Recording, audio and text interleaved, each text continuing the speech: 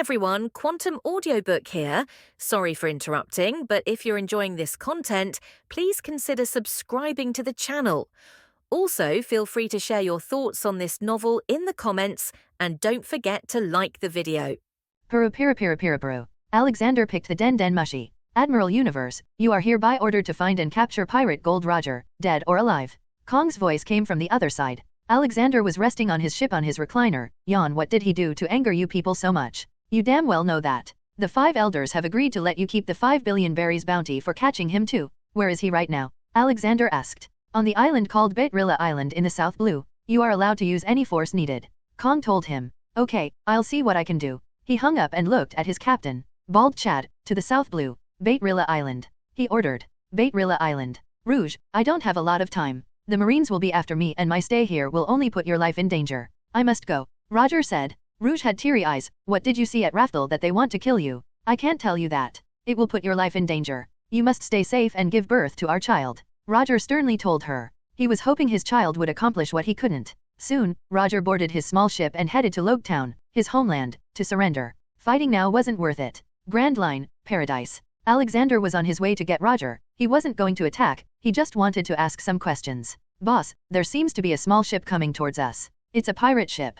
Of Roger pirates, the watchboy reported. Don't engage. Let him come, he ordered. Soon a figure jumped from the other ship and came to Alexander. It's a magnificent ship you've got here, Admiral, Roger praised. Haha, what happened to yours? I'm sure Adam's wood cannot be so easily destroyed. Alexander asked. That, I left for future generations. Roger pirates is over. Roger showed a somewhat sad expression. Follow me, Roger, Alexander said and led him into a private room. Soon it was just Alexander, Dobby, and Roger present. Where are all the road poneglyphs? Roger was a little surprised that it was the first question. Haha, so you are after them too. Roger continued and answered, plus Alexander had used a bit of his magic to make Roger trust him and tell him everything. One at Zoe, one is under Big Mom Pirates, one was in Fishman Island the last time I was there and the last is in Wano. What did you find at Raftel? Alexander further questions. Roger shook his head, not what you think. I found tidbits about the true history, a prophecy, and the reason behind the D in our name. There was lots of gold too, probably left by Joy Boy and other DS who reached the place but didn't satisfy the requirements to fulfill the prophecy.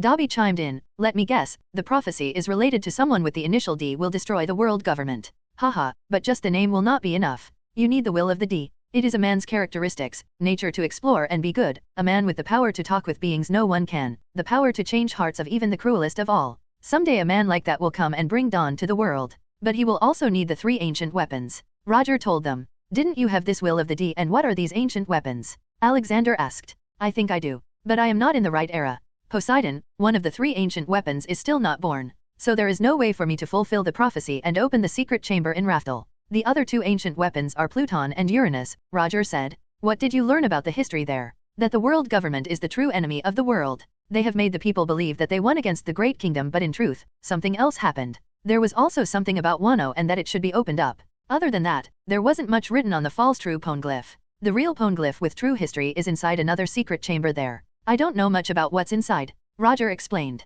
Any clue when this man will be born? Alexander asked. Soon, he will shake the world government so keep an eye out. Maybe you'll be the fleet admiral by then. Haha, the 5 elders hate me. I will soon retire from this post. Why don't you take me to Raftel now? Alexander suggested. I would if I could but we are in paradise right now and Raftel is at the end of the new world. And I need to go to Loguetown to surrender. Roger argued. Alexander got up and took out the anywhere door. Haha, who said we'll have to sail there? Come here and open this door while thinking about Raftel. Roger had lightly guessed what would happen but he gave it a try before saying anything. He went ahead, thought about the false true poneglyph on Raftel, and opened the door. Instantly a smooth calm wind came and in front of him was the poneglyph. He looked back and he was still standing at the ship. His jaw fell to the floor. How is this possible? Alexander pushed him to the other side and followed. Magic. So, this is the false true poneglyph. He went to the huge white poneglyph and read it. It had everything that Roger told him, clues about the void century and will of the D. Roger, where is this secret chamber you talked about? Alexander asked. Follow me. They headed to somewhere underground. Alexander had already sent a drone to fly around the island. It had lots of old building structures and Alexander hypothesized that it was the great kingdom of old. Old man, this is it. No matter what we did I couldn't open it. Look, something in a different language as compared to poneglyphs is written on it. It says all the requirements needed to open it. No one was able to read it but my voice of all things helped me. Roger told him. Beep beep. Dobby instantly took out a watch from his suit. Boss, demonic presence is off the charts. Alexander first walked to the door and made a full-powered slash at it with his sword. Boom. Soon dust settled down and there it was, unchanged. The door was unharmed. And I feel divine presence from this door. Whatever is in it, it should be very important for someone, and whoever was after it probably couldn't get in and decided to use their power to make this island hard to find.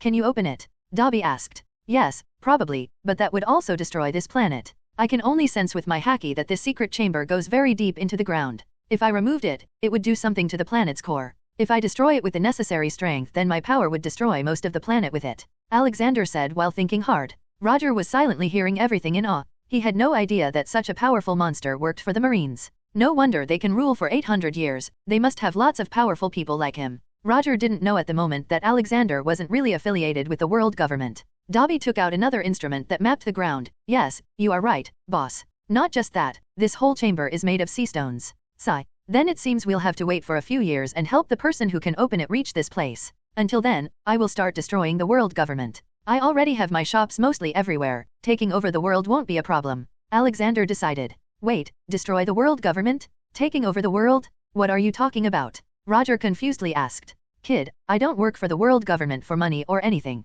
I do it because I can help people while creating a good lasting impression for the world.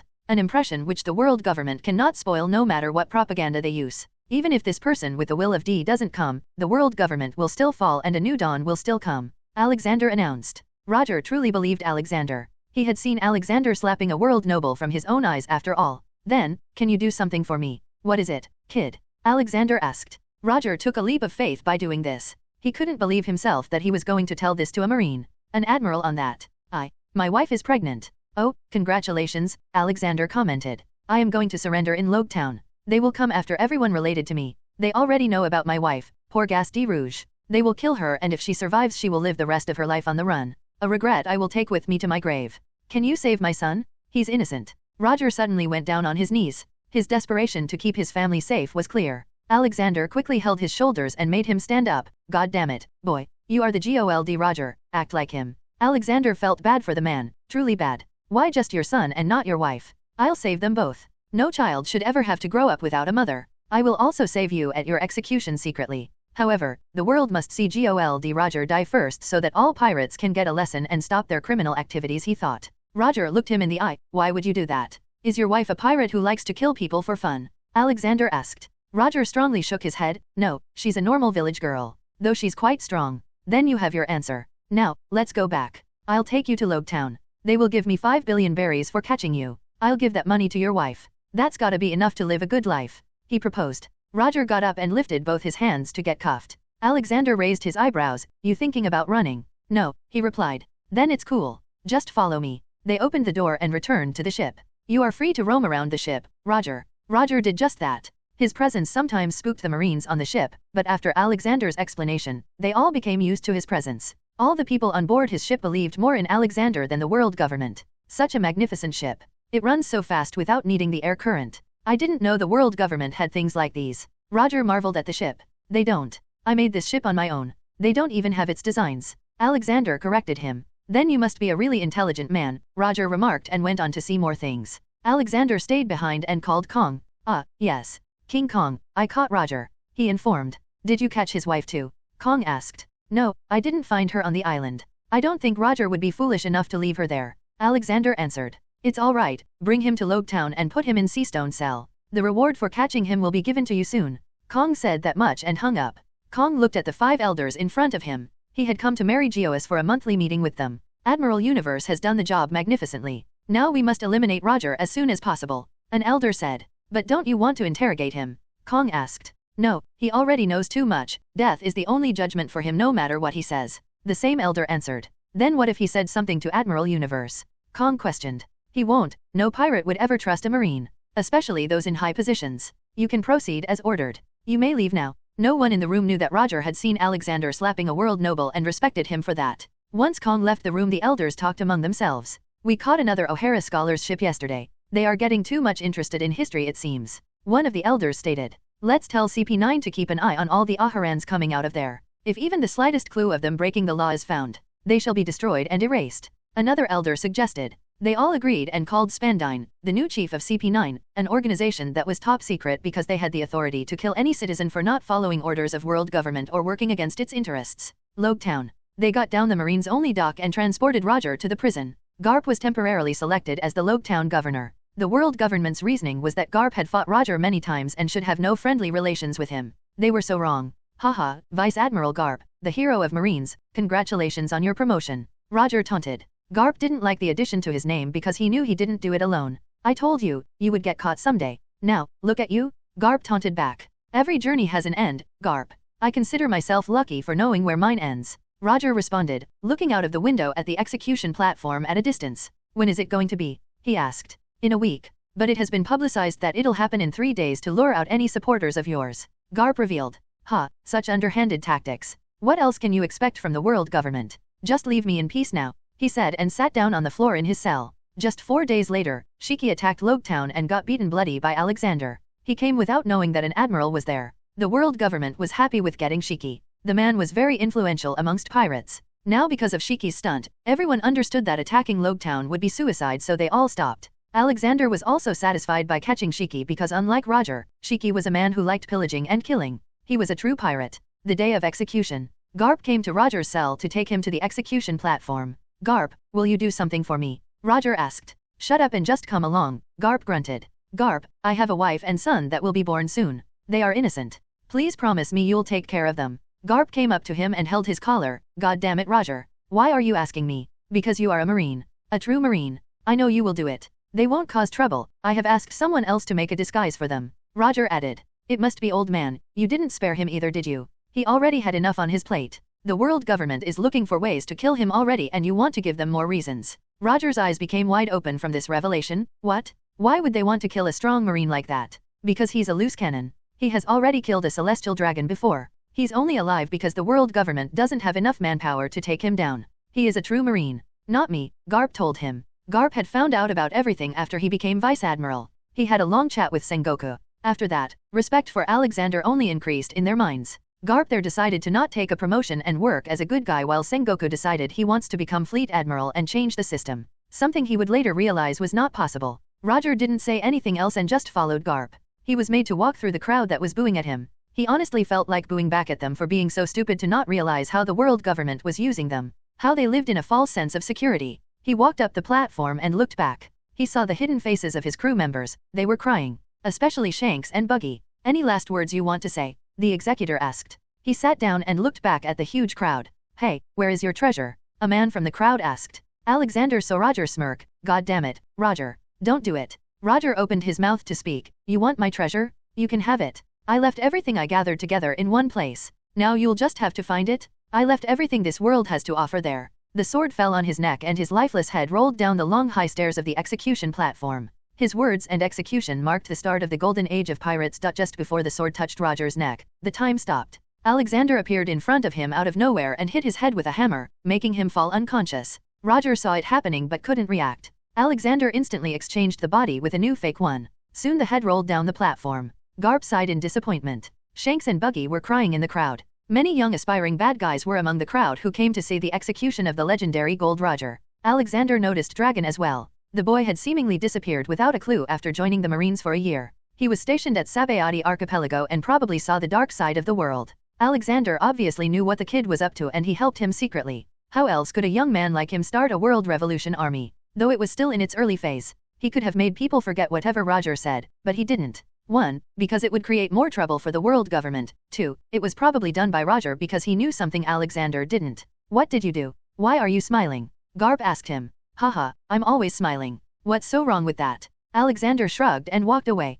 Fihame. Roger woke up and looked around. He saw vast green fields in front of him. To his side was a river with crystal clear water. He was under a tree's shade. He saw many weird animals grazing in the field. Some had horns on their heads and on one of them was sitting a cat with a hat on, drinking tea from his teacup. Roger first rubbed his eyes, but the scene remained. He suddenly heard some girls' laughs. He looked that way and four girls were playing tag. Are they angels? Is this heaven? But I was a pirate. Sure, I didn't kill many people but I stole many times.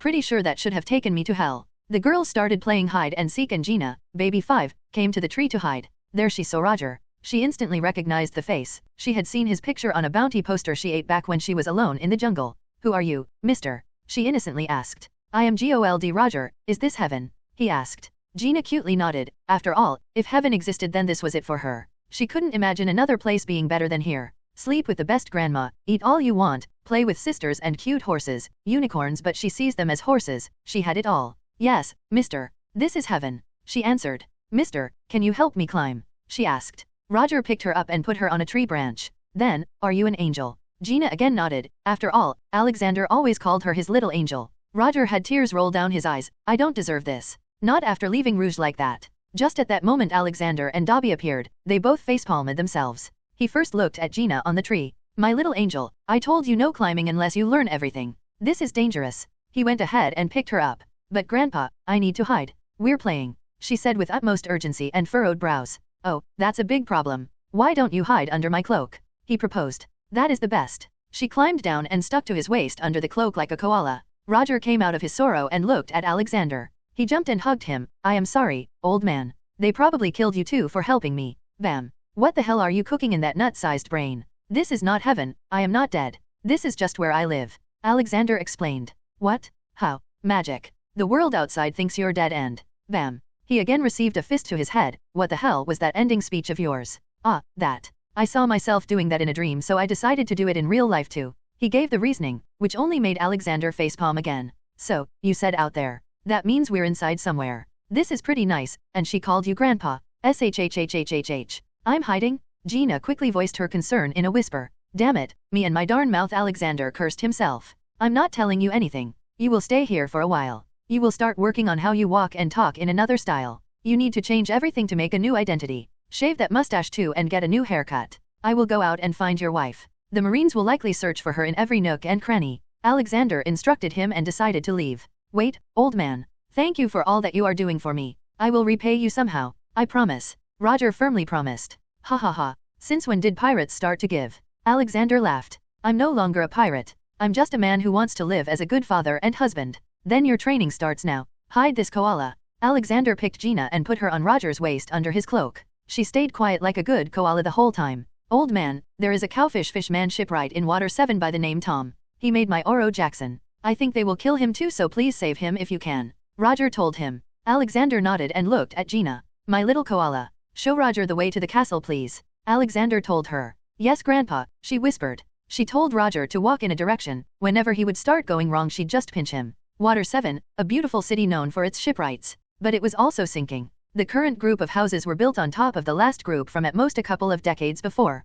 The shipwrights there were allowed to make ships for anyone according to the concept that the one who used the ship is good or bad and not the creator. However, the world government seemed adamant and wanted to remove anything related to Gold Roger. CP9's Spandine led the search for the shipwright. The whole island was surrounded. Tom wasn't even trying to run away. He had two students after all. Namely, Iceberg and Frankie, and he couldn't leave them alone. The CP9 closed in on them and surrounded the building. Spandine entered the housing building near the Dock 1, known to produce the best ships. It's the end, Tom. You didn't just make Roger Pirate's ship but also committed the crime of coming out of your underwater hole. Spandine said, showing just how racist people were against other species. Alexander also operated in at the same time. No wonder they don't like you guys. So much racism. Everyone turned their heads to him. Spandine was a cowardly man who only valued his life. Seeing Alexander frightened him. Why you? Admiral, why are you here? You should know, you got that CP9 chief position because I killed the last one. That position of yours is cursed. Alexander said. Spandine really believed him. And no, you are lying.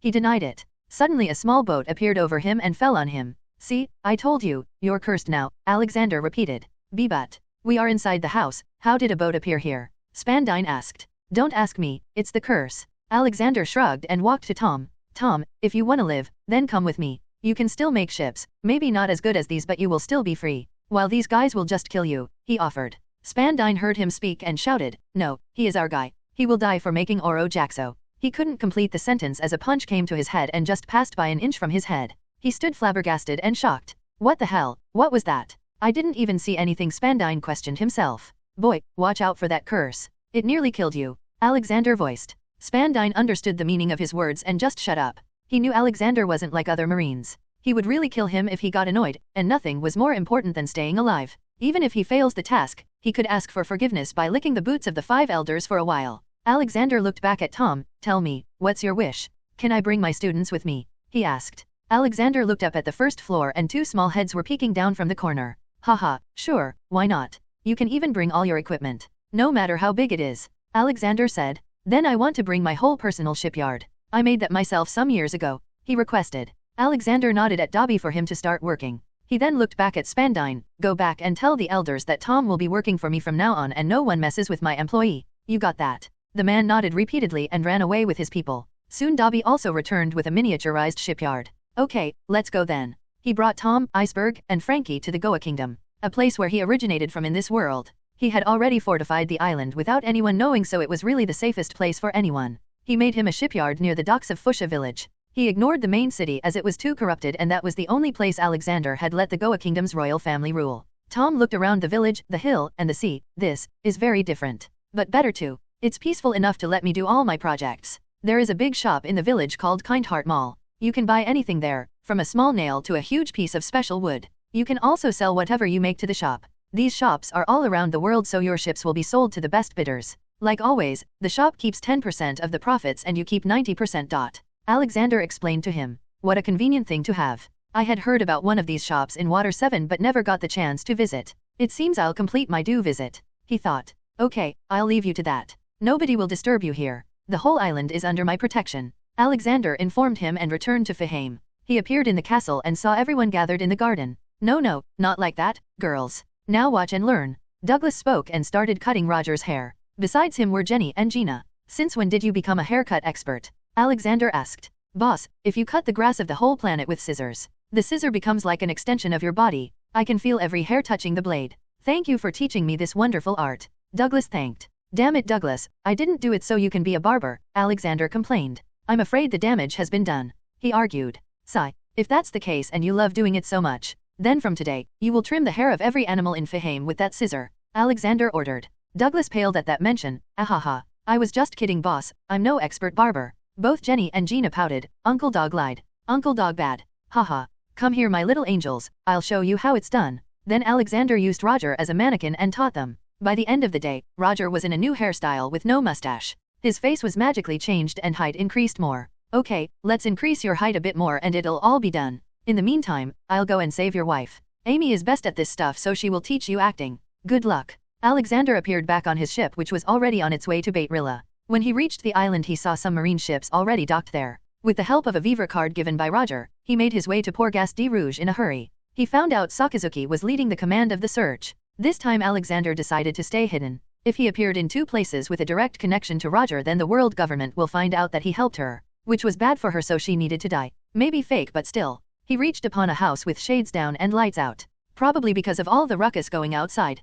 Alexander and Dobby swiftly entered the house. Port de Rouge? Alexander asked. She was horrified to see Alexander there. It seems Marines have a really bad reputation, he sighed. Why are you here? I didn't do anything, she stuttered. If it was someone else they would have already caught you for lying. Girl, at least learn to do that. Now, introductions are in order. I am Admiral Universe. Roger asked me to save you as his last wish. The Marines will be starting their search soon, so come with me, he revealed. Why would you help me? She doubtfully asked. Because you are an innocent person. And no innocent person dies under my watch. Now pack your bags and follow me, he ordered. For some reason, Rouge felt like going ahead and following this old man. So she quickly gathered her stuff. It was a huge cloth bag tied on her back. How the hell can you lift so much weight? You're pregnant, Alexander asked with a shocked face.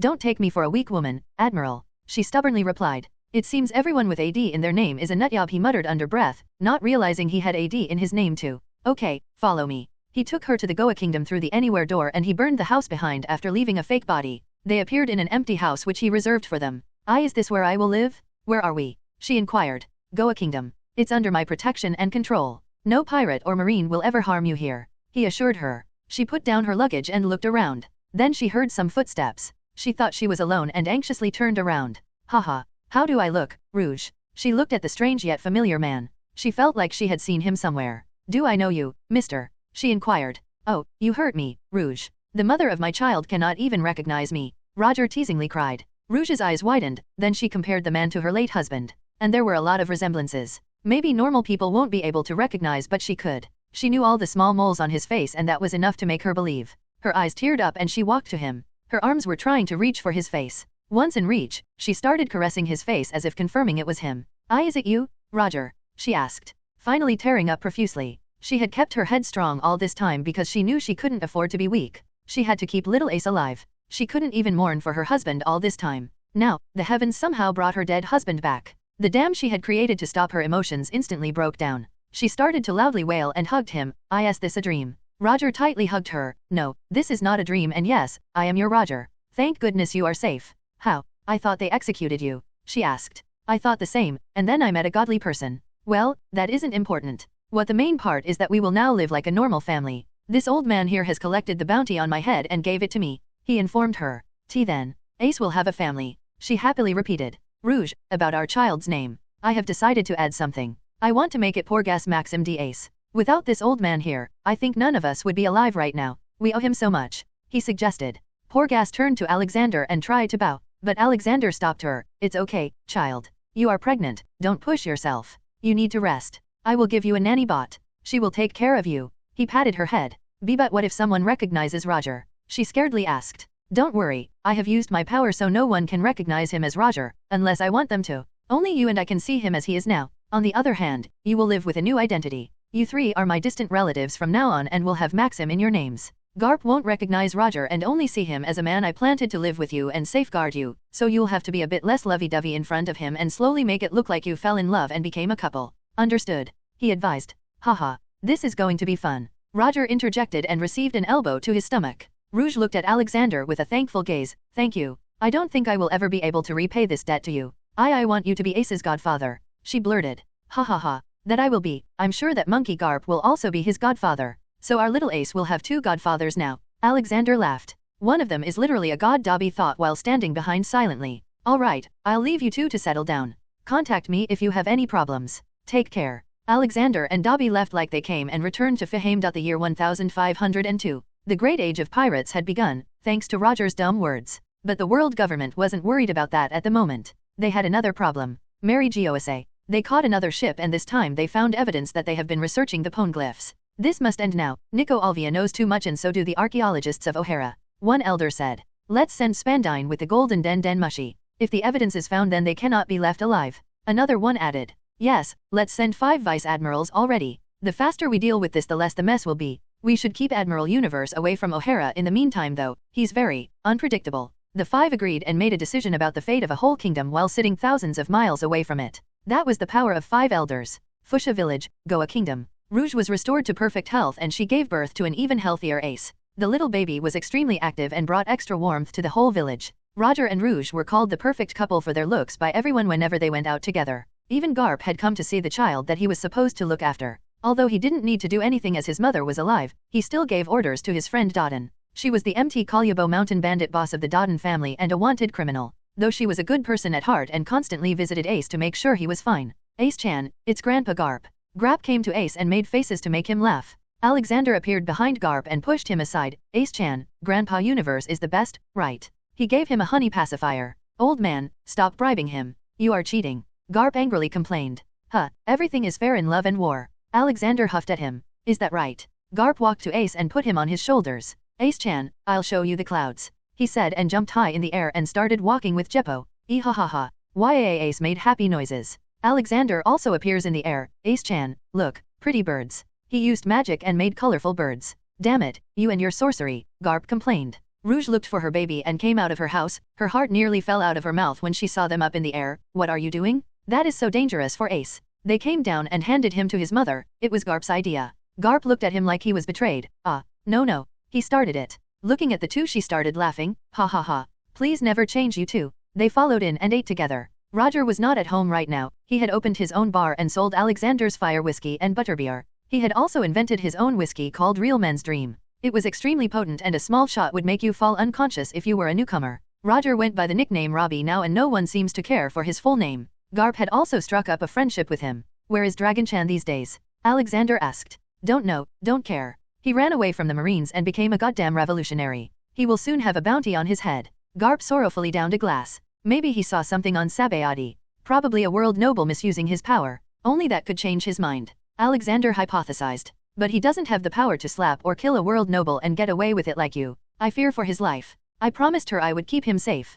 Garp said. He had not heard of his pirate wife in a long time and feared she might have died and now only Dragon was the last memory of her that he had. Don't worry, Dragon is a strong kid. I'm sure he'll bring you 1 or 2 grandsons someday. Alexander cheered him up. Haha. Yes, I will make my grandson the strongest marine. Garo felt better now, but Alexander felt ominous for some reason, though he decided to not say anything right now. Okay, I gotta go now. Back to G5.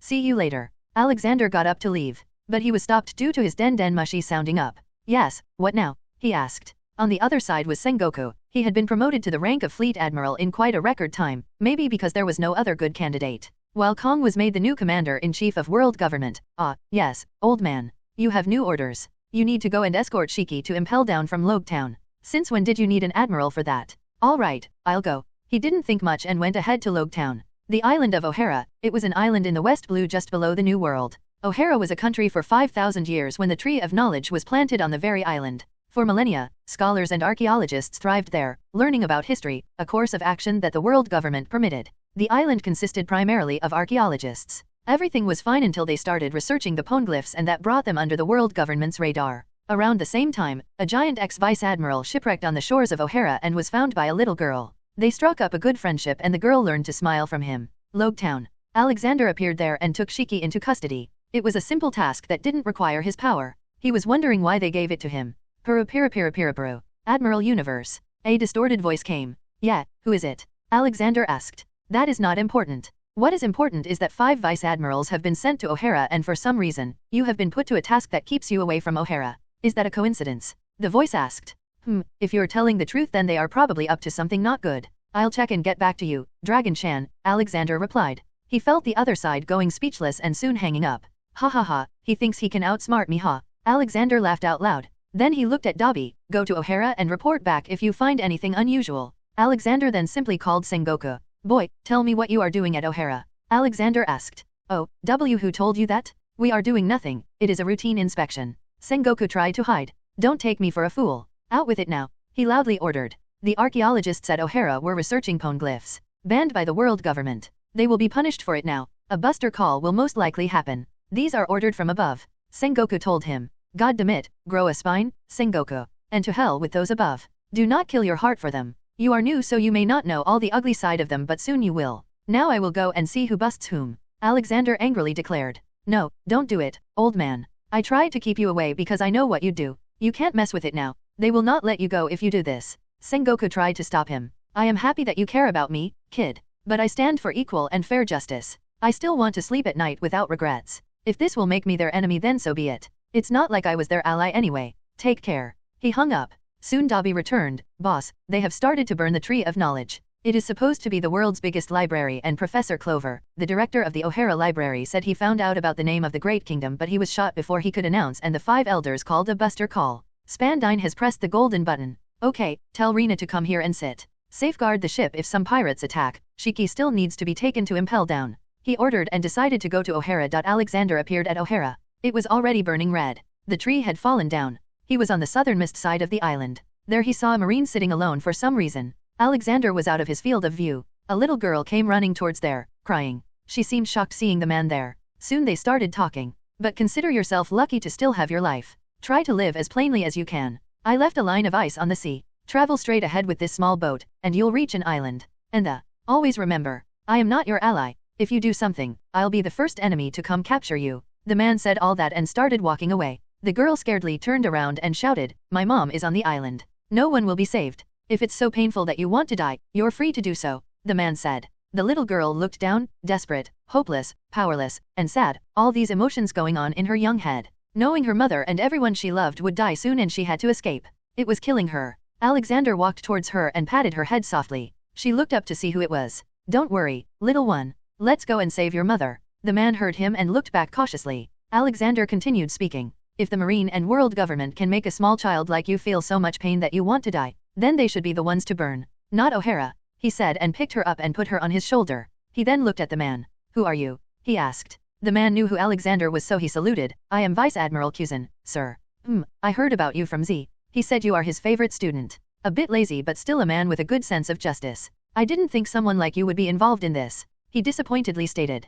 Kuzan felt bad as Alexander was his role model. Even if I wanted to, I was helpless. I cannot go against them. I did the most I could by letting her go. I know, I don't blame you for all this. You will someday become an admiral and then you will have the power to make decisions. I hope you don't blindly follow every order without thinking then. Here, take this and hand it over to Sengoku. Alexander handed him a folded paper. What is this? Kuzan asked. Alexander's cloak, which was white according to Marine standard, suddenly changed its color and turned golden. That is my resignation letter and also an official declaration of war against the world government. Tell them to expect me. Every breath they take from now is a loan from me. A loan that I will come to claim myself, with due interest. Repeat these words to them. Now go away. I don't want to kill a good man like you, he ordered, releasing a bit of his conqueror haki. He walked towards the raging fire with the little girl on his shoulders. What is your name, little one? I am Nico Robin. Are you really going to save my mama? She asked. No, he replied. She quickly turned sad. I am going to save everyone on this island. Not just your mother, he added.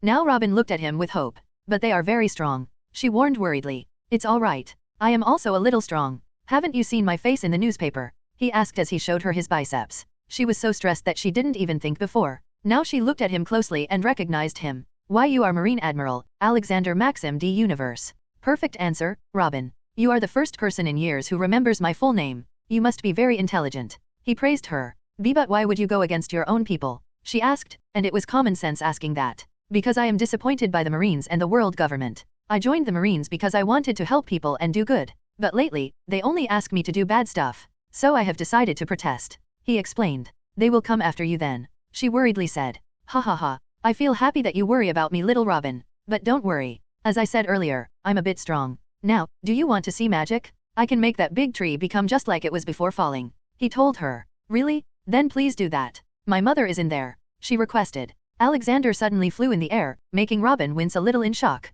Haha, calm down, Robin. Just watch. Alexander used his devil fruit ability and specifically reversed the time of the island and its people, leaving only the Marines unaffected. Things started to happen in reverse. The fire started to die down. The fallen tree of knowledge again started to stand up. The people running into the tree of knowledge to save the books started to come out backward. The ship filled with civilians that the Marines destroyed was also brought back to good condition. Finally, after 30 minutes completed, the huge crowd of Aharan scholars was again standing in the open field and all the civilians were yet to board the ship. Alexander then implanted information into everyone about what happened. The ones who were running towards the evacuation ship stopped. The Marines were looking at everything with shocked faces. Marines, go back or die. You have 10 seconds to decide. A loud voice resounded in the sky, making everyone look at Alexander. Many recognized Alexander, but they couldn't understand why he was shouting at them. What do you think you are doing? Do not interfere with the world government's work. Spandine shouted. Spandine, I told you about the curse before. You didn't listen, so here you go. Slash. A sword appeared in Alexander's hand and he made a cutting motion at him. Just the airwave was enough to cut Spandine in half. Though he didn't let his body fall in two halves in a bloody mess as there was a small child with him. But Spandine was dead for sure. Listen, Marines, I have grown tired of all the corruption and incompetence in the government. Seriously? Destroying a kingdom because they came close to finding out the secrets of the world government and hiding it by calling them terrorists? I have resigned from the Marines now, and if any of you even touched a small rock in O'Hara, you will die. It is under my protection from now on. Feed that in your brains. He again slashed his sword at all the Marine ships in the sea and the airwave was enough to damage them and also launch them towards the open sea. He looked down at the CP9 people, take his body and throw it at the 5 elders' feet. Go. The men hastily picked up the dead body and ran away. Alexander came to the ground and put Robin down. She quickly ran to her mother and hugged her. Boom. Suddenly something attacked Alexander. It was lava. How dare you stop us? The man grunted. Alexander scoffed. Is killing harmless people on an evacuation ship justice? No, that is absolute justice. Rather than doing it half-assed, I'd do it all the way, the man said. Ah, you must be Sakazuki.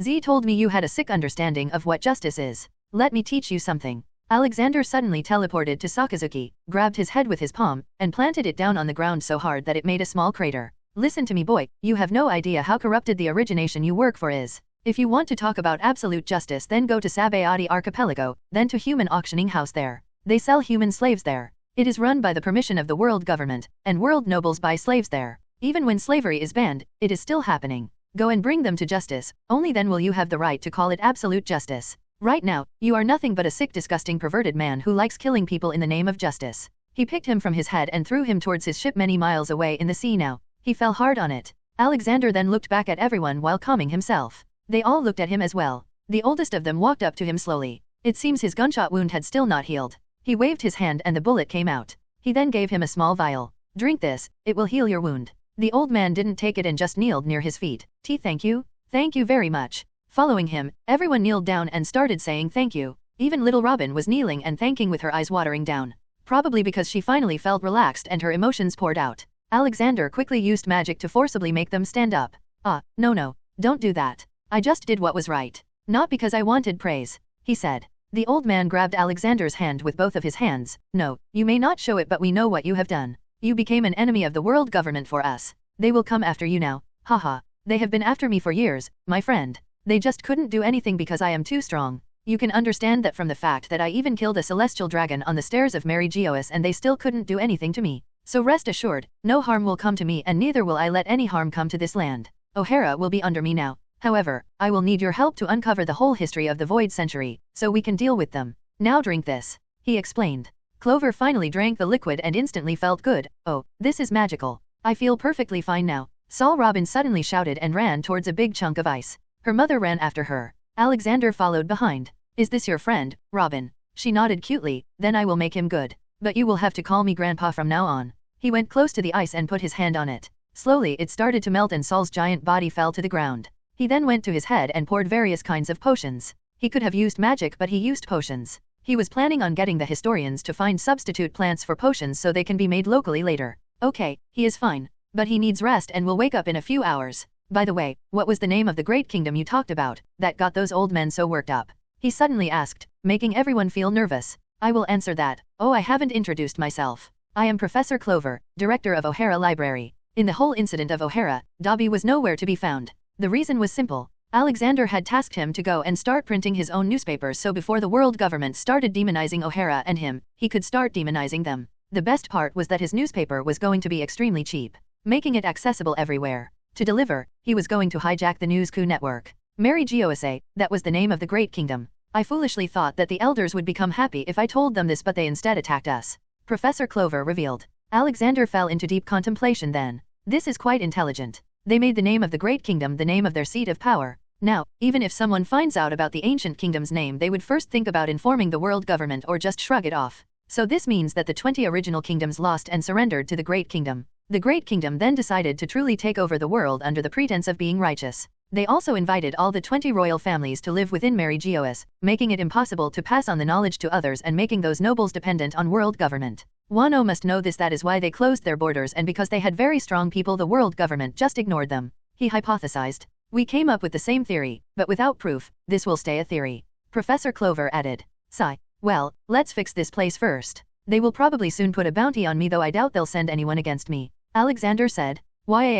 Admiral. Alexander turned to the giant man who just woke up. He was an ex-vice admiral, so he knew Alexander. Sol, he saved you. Also me and the whole of O'Hara. He's not a bad man. Robin told him. Sol looked confused. Alexander decided to speak. She is telling the truth, Sol. I even quit being a marine just now and killed the chief of CP9. Sol understood the grave offense Alexander had done by defecting like him. Shirahoshi. You are just like me, Admiral. I am Jaguar D. Sol, nice to meet you. Oh, you have AD in your name too. Alexander interjected. Don't tell me, you have it too, Sol asked. Robin quickly chimed in. How do you not know his full name even after being in the marine? His full name is Alexander Maxim D. Universe. Alexander then looked at the giant man and spoke. Well, Sol, you better stay on this island now and protect its people. Even though I have taken this under my protection, I can't always be here. Of course, I also want to know why they wanted to destroy this place. I will stay here with little Robin, he said and smiled at her. Then Nico Alvia started. I need to continue my research and find more poneglyphs. I need to go to Fishman Island. Alexander angrily looked at her. And if you do that, then I will take away little Robin from you. Do you have no shame, you selfish woman? You left her alone at such a young age with no loving family members. She lived her whole childhood in loneliness and sadness. If you couldn't take care of her, then why did you give birth to her? Where is your motherly love? Are poneglyphs really so important? Don't forget, if I wasn't here today you had already brought doom to this island. How stupid could you be to keep written records of your research on your journey when you knew the world government was after you? You gave them a reason to come and destroy the island. You need to understand one simple fact. You are not a fighter but just a simple historian. So stop pretending that you're some kind of a super spy. Do the right thing for once. Sit with your daughter and ask how her life was for once. Maybe you'll grow some shame then. Alexander's words pierced her like arrows, instantly hitting her with the reality and the false sense of greatness she was living in. She looked at Robin, who was looking at her with big watery eyes, probably worried that her mother would leave her again. Mama, please don't leave me, Robin pleaded. Alvia quickly got close to Robin and hugged her tightly and teared up. I'm sorry, Robin. Mama will not go anywhere now.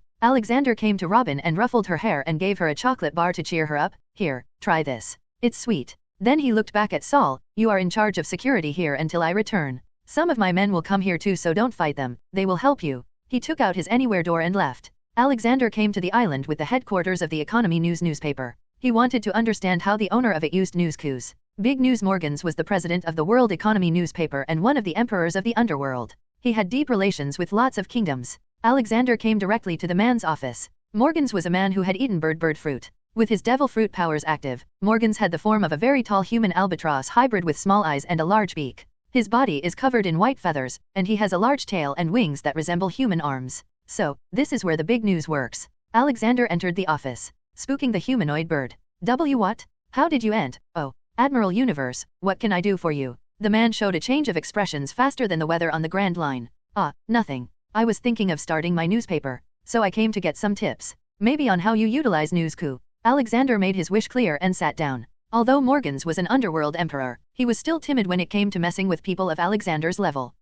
I can absolutely tell you about it. It takes a lot of work to gather news from around the world. I have my reporters everywhere except in a few places. But the news coup is a totally different thing. They work for me because I give them food and a small salary. I can talk to them and they consider me their king. He explained. Oh, then how about you lend me the birds? I will pay for them too. Alexander proposed. But isn't that like destroying my own business? He argued. See, I know you're a criminal. I can take the birds if I want to and you won't be able to do anything about it. I can talk with them too. So, you only have two options. Lose everything or just a little. Alexander threatened. Besides, I will also allow you to open small stalls in all my kind heart malls around the world. We both gain something from this. He proposed. He didn't tell him how cheap he was going to sell his own newspaper. Morgan thought for a long while. That I can accept. I agree. Alexander shook hands with him and operated back to his ship that was originally exporting shiki. Alexander was shocked seeing that the ship looked damaged from here and there. What happened here? Rena and Golly came running to him with their hands full of potato chips.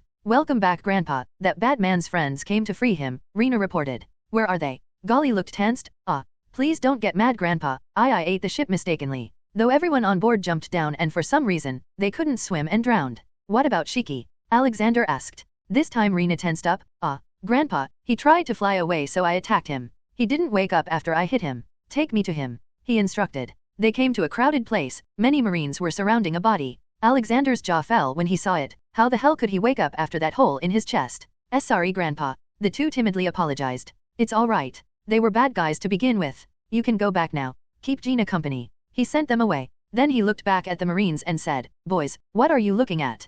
Pick that body and throw it in the sea. After that, gather around on the deck. I have an announcement. Boys, you all have been accompanying me on my journey for such a long time. Many of you received promotions and yet returned to work with me. Bald Chad, you even rejected 2 promotions to stay on being my captain. I am thankful to you all for showing such convictions for me. But, as all stories have an end, I have resigned from Marines because I caught the world government trying to destroy a kingdom because some people there found out some dirty secrets of theirs. I will soon be labeled an enemy of the government and they'll probably put a bounty on me. I am not a pirate and never will be, but they will try to make me appear like that to the world. I respect and like you all, so I don't want to play with your lives. Please leave this ship on the next island. Your friends and family will stay in danger if you associate with me anymore. Alexander respectfully announced. But no one out of the 40 Marines moved an inch. I am coming with you, boss. Bald Chad moved forward. He had already stopped calling him Admiral. I don't follow you because you are my superior, but because I respect you and agree with what you do and stand for. You bring true justice to the people, he said. Yes, old Baldy is right, many of the men voiced. Please take us with you, boss. More men shouted. Soon it was all of them shouting to stay with him. Alexander was touched with their loyalty. I hope you know what you are doing. Okay, I accept you all. We will be known as the Golden Justice Army. All the high-ranking members will wear a golden cape like mine but without stars. Everyone else will wear golden bandanas around your necks. Now, I allow Bald Chad to go with you all on this ship and bring your family to my safe territory that I will soon announce. Dismissed. All the men erupted in loud cheers and hugged each other. Boss. Suddenly a voice appeared near Alexander's ear, spooking him. God damn it, Dobby. What? Look, this is a copy of your newspaper. I've named it Daily Dawn. It also has your whole declaration. Dobby informed. Alexander checked it out first and accepted it. Making the newspaper wasn't hard for him. He already had kind heart malls all around the world and they worked as news gatherers for him. Good, tomorrow's edition will be free for the world. Thrown it in as many places as possible. Price it at 1 berry, 2 berry less than other papers from the day after tomorrow. Mary Geois. The 5 elders met together. But this time Fleet Admiral Sengoku and Vice Admiral Kuzen were there too. Who does he think he is? An elder angrily punched the giant marble table and it surprisingly broke down. Sengoku was shocked seeing that. He didn't know that these 5 old fossils had any power outside their administrative powers. He has declared war on the world government. What else did he say to you, Vice Admiral? The bald, mustached elder asked. For some reason, he always sat in the middle even though they were all equal. His exact words were, "Tell them to expect me, that every breath they take from now is a personal loan from me. A loan that I will come to claim myself, with due interest." Kuzan uninterestingly answered. "You may leave now," the blonde elder ordered. Both Sengoku and Kuzan started to leave. "Not you, Sengoku. You stay. Tell us, how many men and what power will it take to take this man down?" The elders asked. "I think you know that better than me. I don't think we can even make a scratch on him if all the vice admirals, and I fight him at the same time. I don't know what his peak power is, so I will just say that we will need at least 10 admiral-level people and some ancient weapons," Sengoku replied. In all honesty, Sengoku was happy that Alexander stopped the Buster call. He already knew the people on O'Hara were innocent, but even he couldn't overrule the decision of the 5 elders. Now he truly realized how small and insignificant the position of Fleet Admiral was. "Then we can at least keep an eye on whatever he is planning on doing. Put a bounty on him." The elder with katana spoke. "How much should the bounty be?" Sengoku asked. All the elders looked at each other first and came to conclusions without even talking. One of them signed a paper. "Alexander Maxim D. Universe, dead or alive, 10 billion berries." Sengoku's eyes widened in shock. This was double of what Roger's bounty was, and that in itself was the highest in history.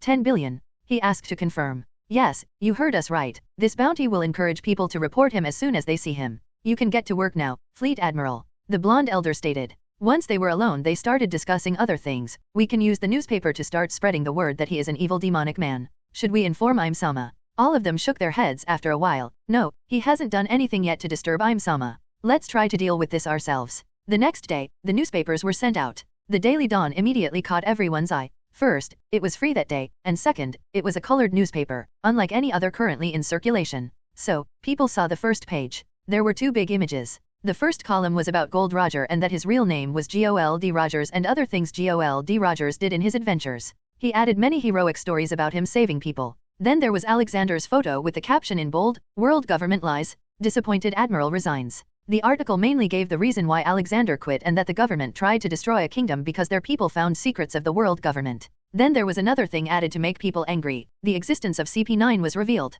People knew about CP1 to 8, but this was new. A secret organization who has the authority to kill anyone, no matter innocent or criminal, man, woman, or child. If they suspected you of anything, you are dead. Everyone is a pest in front of the world government's eyes. Then there were many images of auction houses and world nobles inhumanly buying and torturing slaves. This revealed the double standards of the world government. Then in the end, Alexander's own words were, "I am Alexander Maxim D. Universe. I joined Marines because I wanted to help people. Then I slowly realized that the world government used Marines like their extortion racket. If your kingdom doesn't pay heavenly tribute, then the Marines won't protect you. But have you ever wondered why there are pirates even after there are so many strong Marines, vice admirals, who can destroy countries alone?" I asked this question and got the answers. If the Marines destroyed all the pirates, then no one would pay heavenly tribute to the world government. Then I saw the destruction of a small island of peaceful people because they found about the Void Century, a time between 900 to 800 years ago. All the records of that time have been banned by the government and made it illegal to study. But the people on that island did it out of curiosity.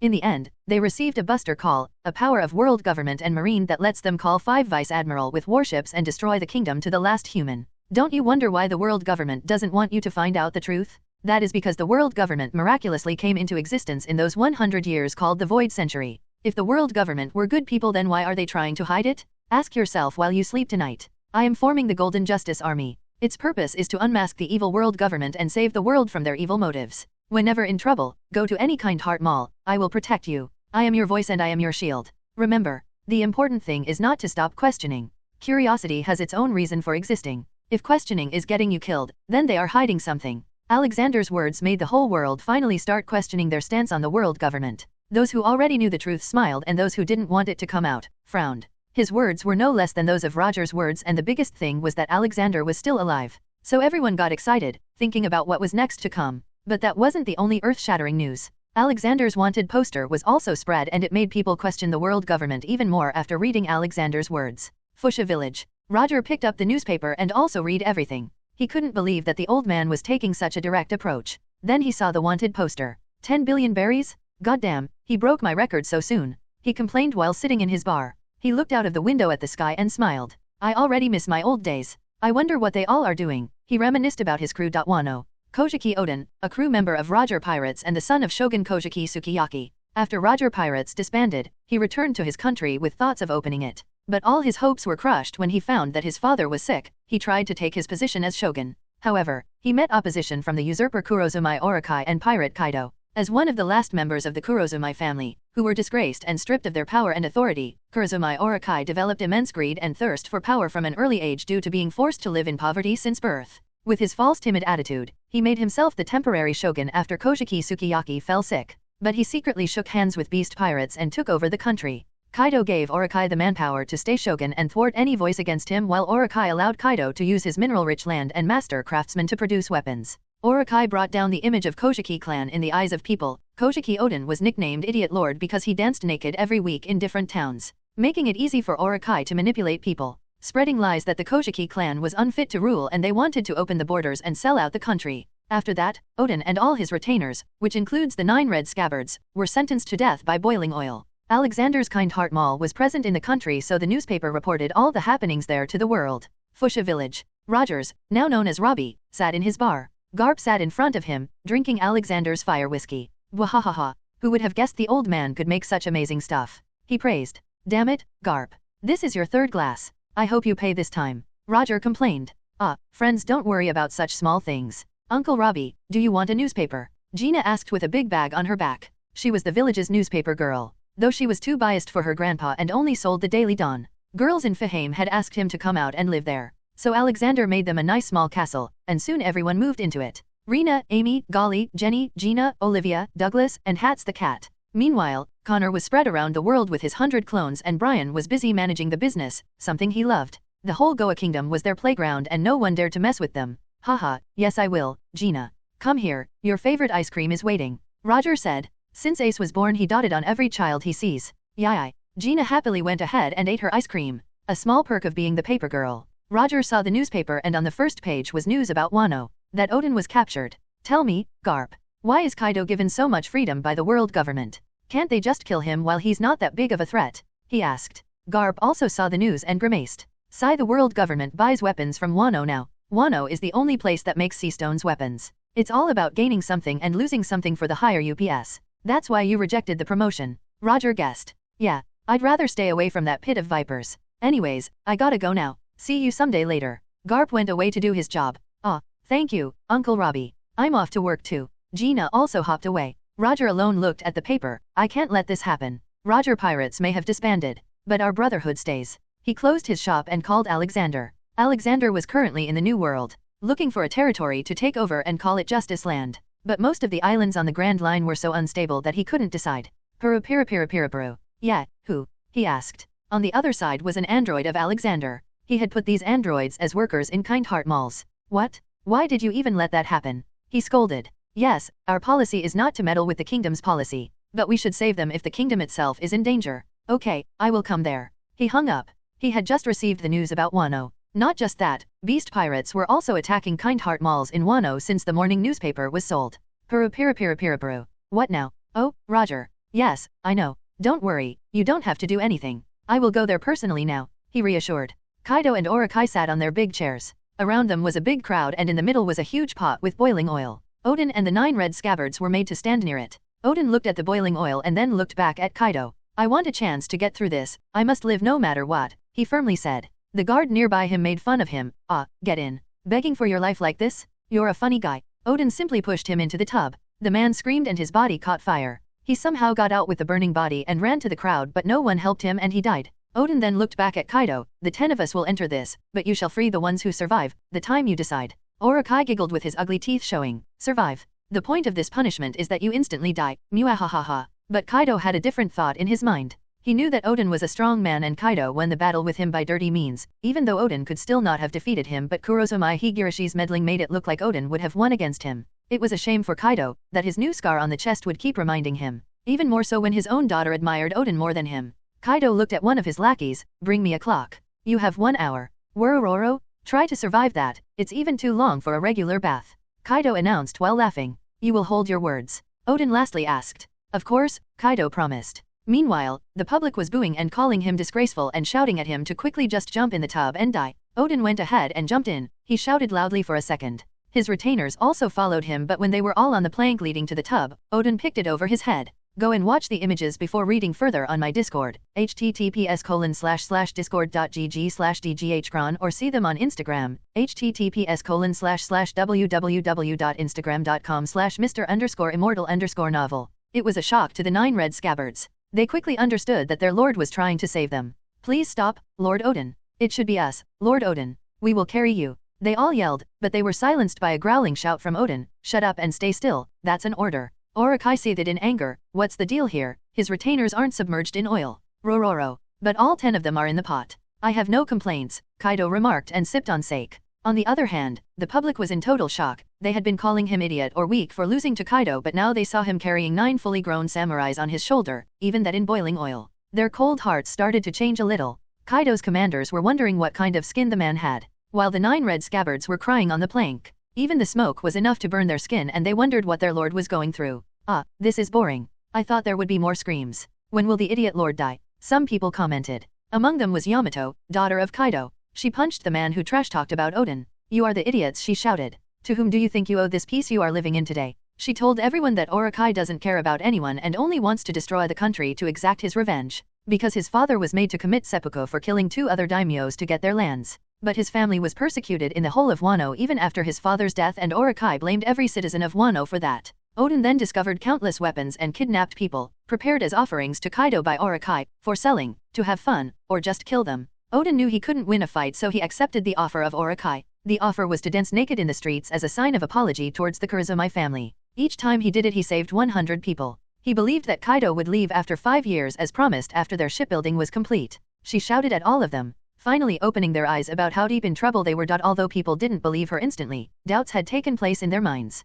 Yamato was made to shut up by Beast Pirates member, but she angrily told them that she would join the Kojiki family and fulfill his wish of opening the country. Some people in the crowd started prostrating and pleaded, Shogun Orokai, please end this punishment. Please. But to their shock-filled faces, they received an arrow to their chests. The crowd instantly understood they had messed up, that there was no hope for Wano. The people realized this while the subordinates of Kaido and Orokai surrounded them with weapons in hand. The reasons for Oden's strange actions these last 5 years were quickly communicated to all across Wano. Long-distance message arrows were shot towards every village in the country to spread the word in an instant. By that point, the oil in the pot was heated over 700 degrees and it kept rising. Even the retainers of Oden that he was carrying just realized the truth behind their lord's strange behavior. People started to shout, "Thank you for protecting us." Oden finally announced his last wish to his people. If I survive this scalding, I would like to open this country. Oden told everyone that a long time ago, the Kojiki clan sank the country from the outside world to protect it from a gigantic power. He told them that the world is waiting for a particular individual who will appear traversing through 800 years of time, and they must be a country that can welcome and support him/her.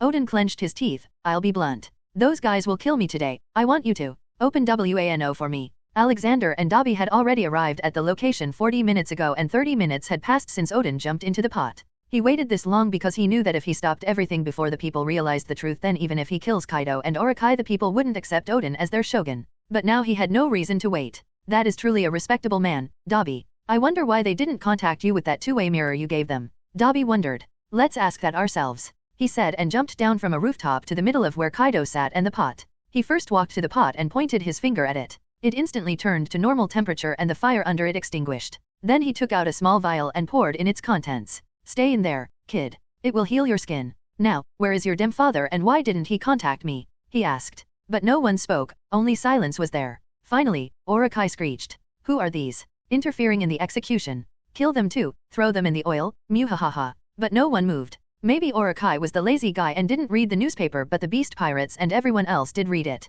Alexander's 10 billion bounty was enough to make them understand his level of power. Oden, you're fine now. Why are you still bathing in oil? Come out. Alexander ordered after a few minutes. Oden came out of the shock and put the plank down and came out. He looked at his body below the waist and it was totally unharmed. It didn't even have slight burns. Haha, my medicine is amazing, Dobby commented. Universe, what do you want? Kaido raged. Alexander uninterestingly looked at him. Didn't you read the paper? I said I would be people's voice and shields. Wano needed a shield, so here I am. Now, sit down like a good puppy. I will deal with you soon. You. Kaido jumped towards him to attack. But Alexander just lifted his hand and gestured. Kaido's huge body fell to the ground at a high force, making a small crater. Then out of nowhere, stone rods came out of the ground and put his neck, hands, and feet in shackles. I told you I'd deal with you soon. Now stay silent, and don't try to fight them. The more you move, the tighter they will get. Also, they are made of the same material as poneglyphs. he revealed. Even Kaido can't destroy poneglyphs after all. His mention of poneglyphs shocked everyone.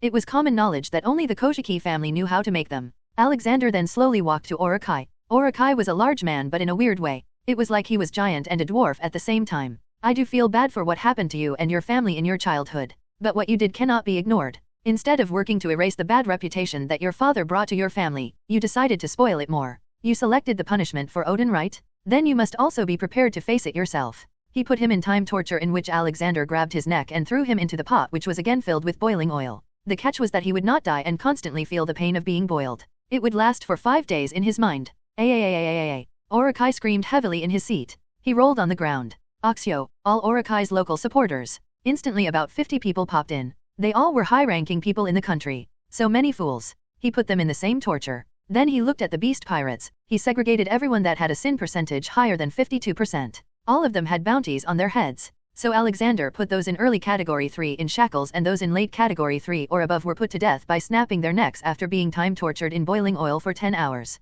Those in early category 3 and the dead bodies would be handed over to the world government for bounties. The money would help Wano a lot. He could throw in as much gold as he wanted but that would be a short-term solution. Oden, what do you want to do with Orokai? Alexander asked. The 9 red scabbards were aware of Alexander so they didn't react to him as Oden. How do you know me? Oden shockingly asked. Haha, your father told me about you. He said you are foolish and rash in making decisions. But, you are also a brave strong man. You have earned my respect. Now, where is Koshiki Sukiyaki? He asked. He is sick and currently kept in the prison, Oden informed. Alexander looked back at Dabi, give him the medicine and bring him here. And to Orokai. He didn't just deceive me but the whole Wano. So it should be Wano who decides his fate. Oden added. Alexander agreed and picked Orokai up by his neck again and brought him to the front. Go ahead, do your job, Oden. Alexander gestured at him. Oden walked forward and started talking to his people. He told them everything that had been happening in the country lately. In the end, Orokai was sentenced to death by the people. Even Alexander wouldn't have let him go as his sins were too high. The man was a backstabbing opportunist. He was told to commit seppuku right there in front of everyone. Seppuku was an honorable death. However, after going through the time torture, his will was completely broken and his true nature was out. He couldn't even lift the knife to kill himself. In the end, Oden did it himself by chopping his head off. Looking at the head roll on the ground, Alexander wrote it down to make a law for the future that lets executions happen without such gory scenes. I will return as soon as your father comes. Until then, address your people. I will deal with Kaido in the meantime. Alexander stated and walked to shackled Kaido. I don't care if you are a demon who ate dragon fruit or a dragon who ate demon fruit. Your days of being a pirate will end today. He then checked his sins. Kaido, Category 4. Murder, 4,432,456. Indirect murder, 5,678,643. Slavery, 3,543,788. R*P, 12,567. Torture, 5,654,759. Robbery, 73,456,644. Sin percentage, 87%. Huh, what else was I expecting? He muttered and dragged Kaido to an open area. The world would soon witness true justice. Alexander stood relaxed. A distance away was Kaido standing. Dabi is busy, who will hold the camera now, he thought and finally called for one of Connor's clones. Here, hold this camera for me and capture some nice shots. He instructed. Alexander decided to get on with it. You gave Oden 1 hour, right? Then I give you 1 hour too. In that time you can attack however you want and I won't retaliate. I will only defend. After 1 hour, it will be you boiling in that pot. His proclamation was huge. The people tensed up, worrying that if Alexander lost then they would really go through hell. Kaido, however, didn't hold back. Too overconfident. He appeared in front of Alexander at a speed that couldn't be followed through normal eyes. He punched Alexander in the head. It was so strong that the airwaves generated from it destroyed a mountain behind Alexander. But Alexander was unfazed. Haha, you are weak, Kaido, pathetically weak. This was the first time Kaido had heard such a thing. He tried many other combinations of attacks but nothing seemed to work. Not even Alexander's clothes were harmed. 15 minutes left. Finally, Kaido decided to get serious and turned into his dragon form. He flew in the sky and sent some red beam from his mouth. Alexander just lifted his palm and slapped the beam in another direction. Haha, such a weak dragon. The time kept on passing and Kaido started to realize he wouldn't be able to kill Alexander. So he did the only logical thing. Run. He tried to fly away in his dragon form. Haha. See everyone, the strongest creature in the world is scared and running away. But not today. Iron shackles came out and caught fleeing Kaido. Time is ticking, Kaido. Why are you wasting it? Ting. Finally, the bell rings, telling that the time was up. Alexander put Kaido in sea stone shackle which made his devil fruit ability useless. It surprisingly made him return to his humanoid demonic form. Ho ho, so you are actually a demon who ate dragon fruit, Alexander exclaimed. Alexander dragged him back to the hall where the pot was. Jump in, Kaido, it's time to deep fry you. In the audience, Kaido's daughter was seeing everything with no emotions. She just came to the realization that her father was such a monster in her mind that she didn't even feel anything when he was about to die. Kaido was pushed into the pot. It was boiling at a much higher temperature than Oden's turn. It was so hot that Kaido could only resist for a few minutes before he started screaming in pain. But he was still not dying. His mind may not be strong enough to shrug off the pain, but his body was strong enough to not burn. Sigh. Alexander took out his Dragon Slayer sword, which was repaired now, and went closer to him. Kaido, for the murder and enslavement of millions, you are hereby sentenced to die. Have fun in hell. Slash. Alexander's sword cut his neck like butter and severed his head. Instantly dark blackish red blood filled the pot. All the people cheered at his death. Yamato circled around and came to Oden. She was an Oden fanatic for some reason. Alexander instantly took out a huge basket filled with all kinds of fruits. Then right in front of him, an invisible energy came out of Kaido and entered an apple. The apple then turned blue with flame texture. The apple didn't have a stem, so why does the devil fruit have one? Was there a devil fruit tree once? He thought. Alexander then noticed a girl staring at him. What is it, kid? What are you going to do with that fruit? Yamato asked. Why, do you want it? Oden saw the situation and introduced her. This is Yamato, daughter of Kaido. She is a very good girl. Alexander nodded. He could see from her sins that she wasn't bad. Girl, if you want this fruit then you need to sign a contract. It states that you will not use your powers for any wrongdoings. He proposed. She instantly signed it without even reading. It seems she was in a hurry to eat it. Go ahead. Soon Dabi came back with Koshiki Sukiyaki. Alexander first gave him a hard knock on his head. Why didn't you call me the day Kaido entered here? Haha. I forgot about that, and when I remembered, they had taken my belongings away. I told Oden about it too, but he couldn't find it. Sukiyaki clarified. So many lives could have been saved. Anyways, I have decided. I am going to make Wano my Golden Justice Army headquarters for now. You guys are already not mingled with the world government, so it'll be nice, he declared. You are welcome anytime, old man. Everyone, human and animal in this country is indebted to you. He deeply bowed. He patted his shoulder. Then you better not slack and do your job. I will keep an eye on you. I will get bounties from the world government on these pirates. Kaido alone was worth 3 billion. I will take gold instead of berries from them. Sukiyaki was confused. But aren't you retired? How can you get bounties? Haha, I have my ways. Alexander laughed and went to a corner and called someone on Den Mushi. Mary Giose. The office of the Commander-in-Chief of World Government was deep under the castle Pangaea. Puru. Kong picked up the call in his lavish office with a huge glass wall on whose other side was the sea and many water creatures. Who is it? He asked.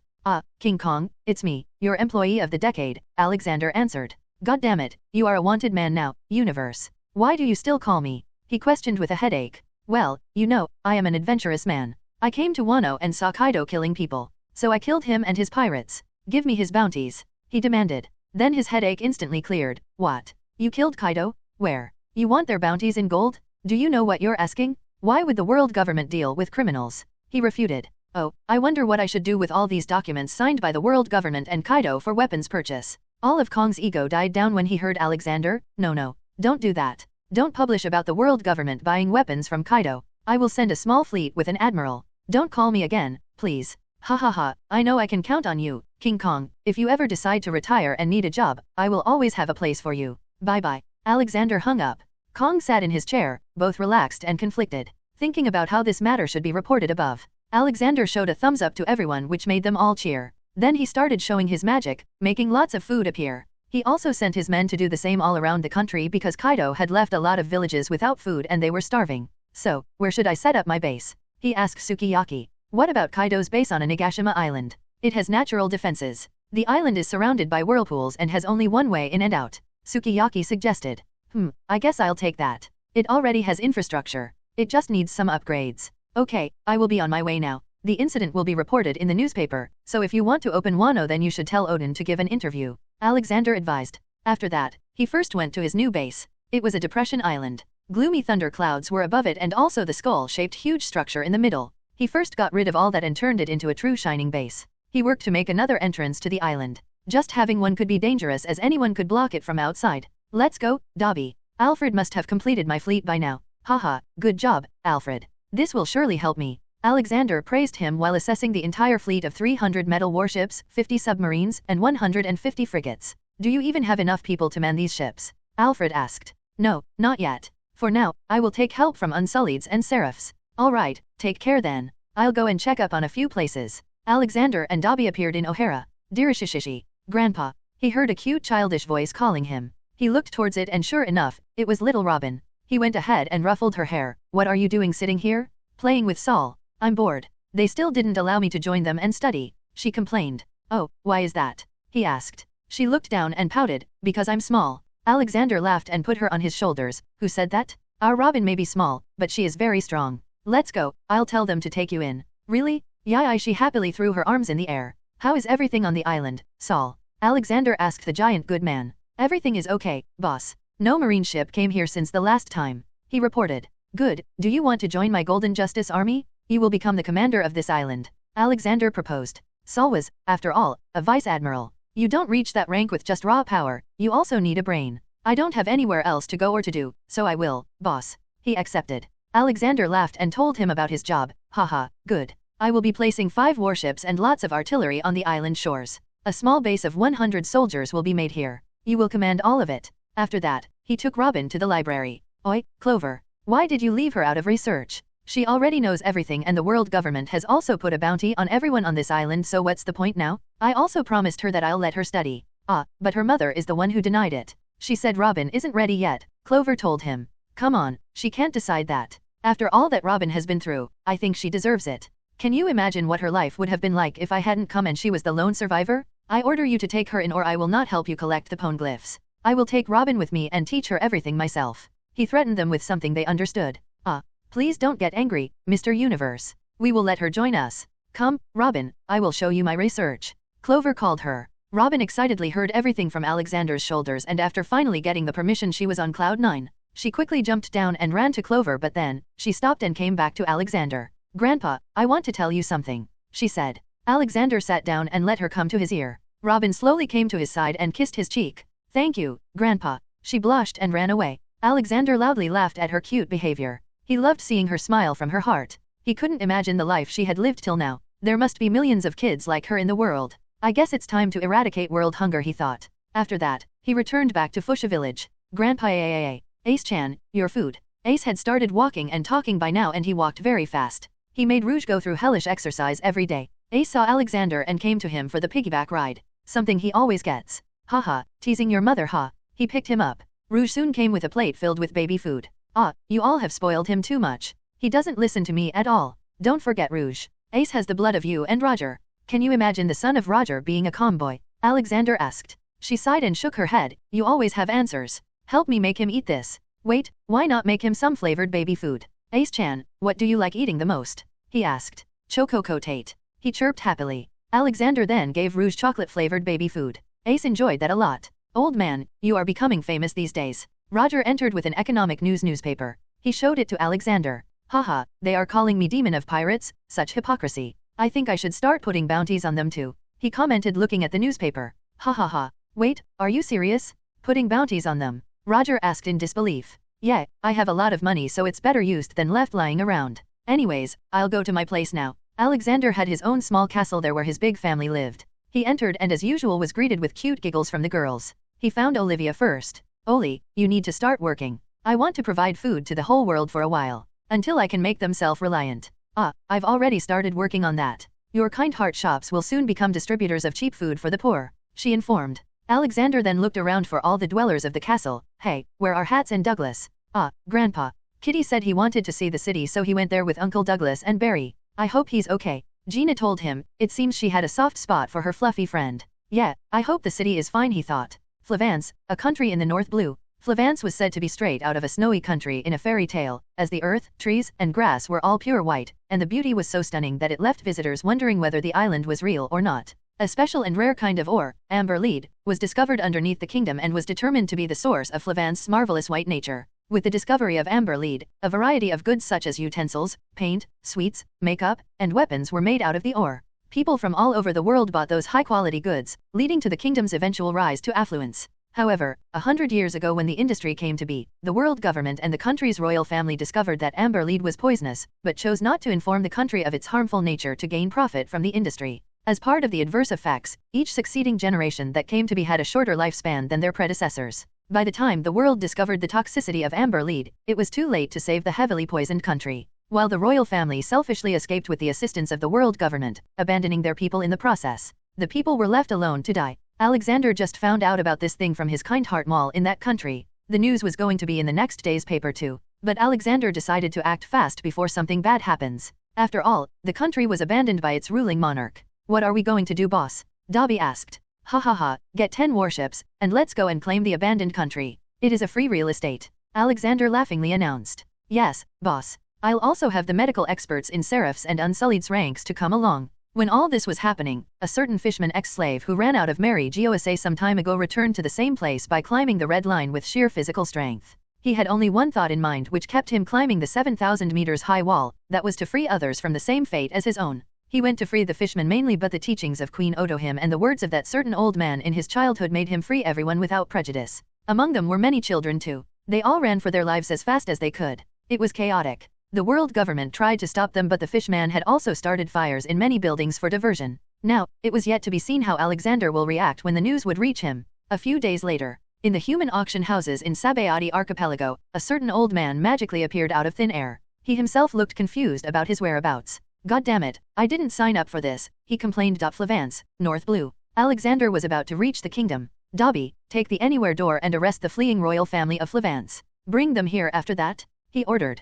Blue Fang, you go and seal all the borders. Stop any conflict going on. Other kingdoms are trying to destroy Flance because they think this disease is communicable. Okay, boss. Blue Fang left with a dozen seraphs. Alexander then went alone into the kingdom. Most of the people there were already sick. He saw some kids around too and they looked weak. He used his magic to quickly make them a bit better. The disease was hereditary, so the current generation of children would die even before they reached their teens. Alexander went straight to the hospital to test his medicine. It was a simple blood purifying potion that removes all the impurities from the blood. He had guessed that amber lead ore's dust must be the reason behind the problem. When he entered the place, it was filled with patients. Most people recognized him. He was quite famous as his posters and images in the newspaper were a daily occurrence. Some of them got scared, but a doctor did come to him with no fear. What can I do for you, sir? Ha, I should be the one asking that. The world government and your king have abandoned this country. Someone had to come, he babbled. By now everyone already knew that they had been betrayed by the government, both local and world. Alexander continued. Who would have thought the thing that made this country so rich would become its curse?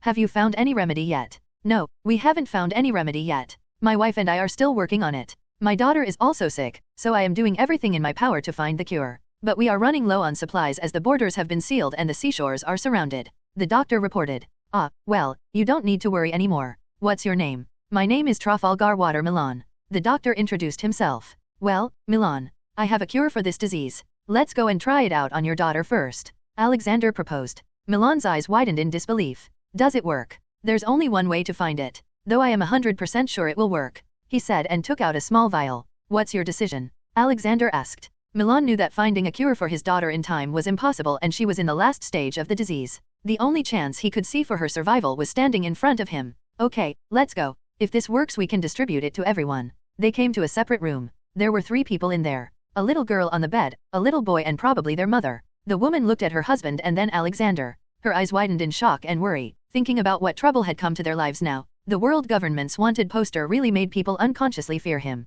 But that will soon change when he starts spreading wanted posters with world government employees' faces on them. He was not going to make it a fight between just him and them but instead 2 government factions. People may not have realized this but Alexander was slowly taking over kingdoms and bringing them under his banner. Mr. Universe, this is my wife, Trafalgar Water Sylvie. Sylvie, he has medicine that can treat our little Lami, he explained. The boy who had been silent till now loudly exclaimed, really? Please treat her then. I will give you all my savings. The kid took out some coins and currency notes from his pocket. Alexander kindly smiled at him and asked, what's your name, boy? Trafalgar Water Law.